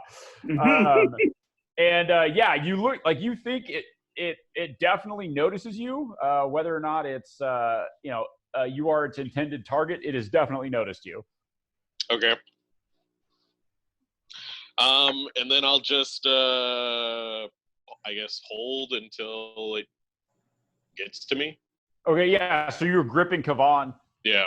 Sort of across you now, and just sort of and just waiting for it. And Kavan is like, "Let it come, let it come." Boomer, bring it out onto the bridge. Felix. All right. Oh, so Nico, are you shouting that at Boomer? Yeah. Boomer, give me a perception check to see if you can hear Nico over the sound of the wind and the Vrock screaming. Natural 20. Oh yeah, your ears sharpened by adrenaline and battle, and used to the pitiful cries of Nico in such situations. Your keen ears have picked out his shouts. I turn around and I look to wherever the sounds came from, and I give like a nod. Yeah, sort of a brief glance over the shoulder, not without taking your eyes off the approaching enemy. A brief look over the shoulder. Nico, you notice the mohawk dip and bob, almost imperceptibly. More than sign language. Yeah.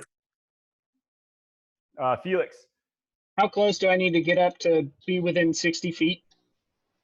If you move sort of up around where Boomer is. Okay. All right. I cast Polymorph, 16 Wisdom save, and to turn it into a chicken. As I say, quiet, you large bird!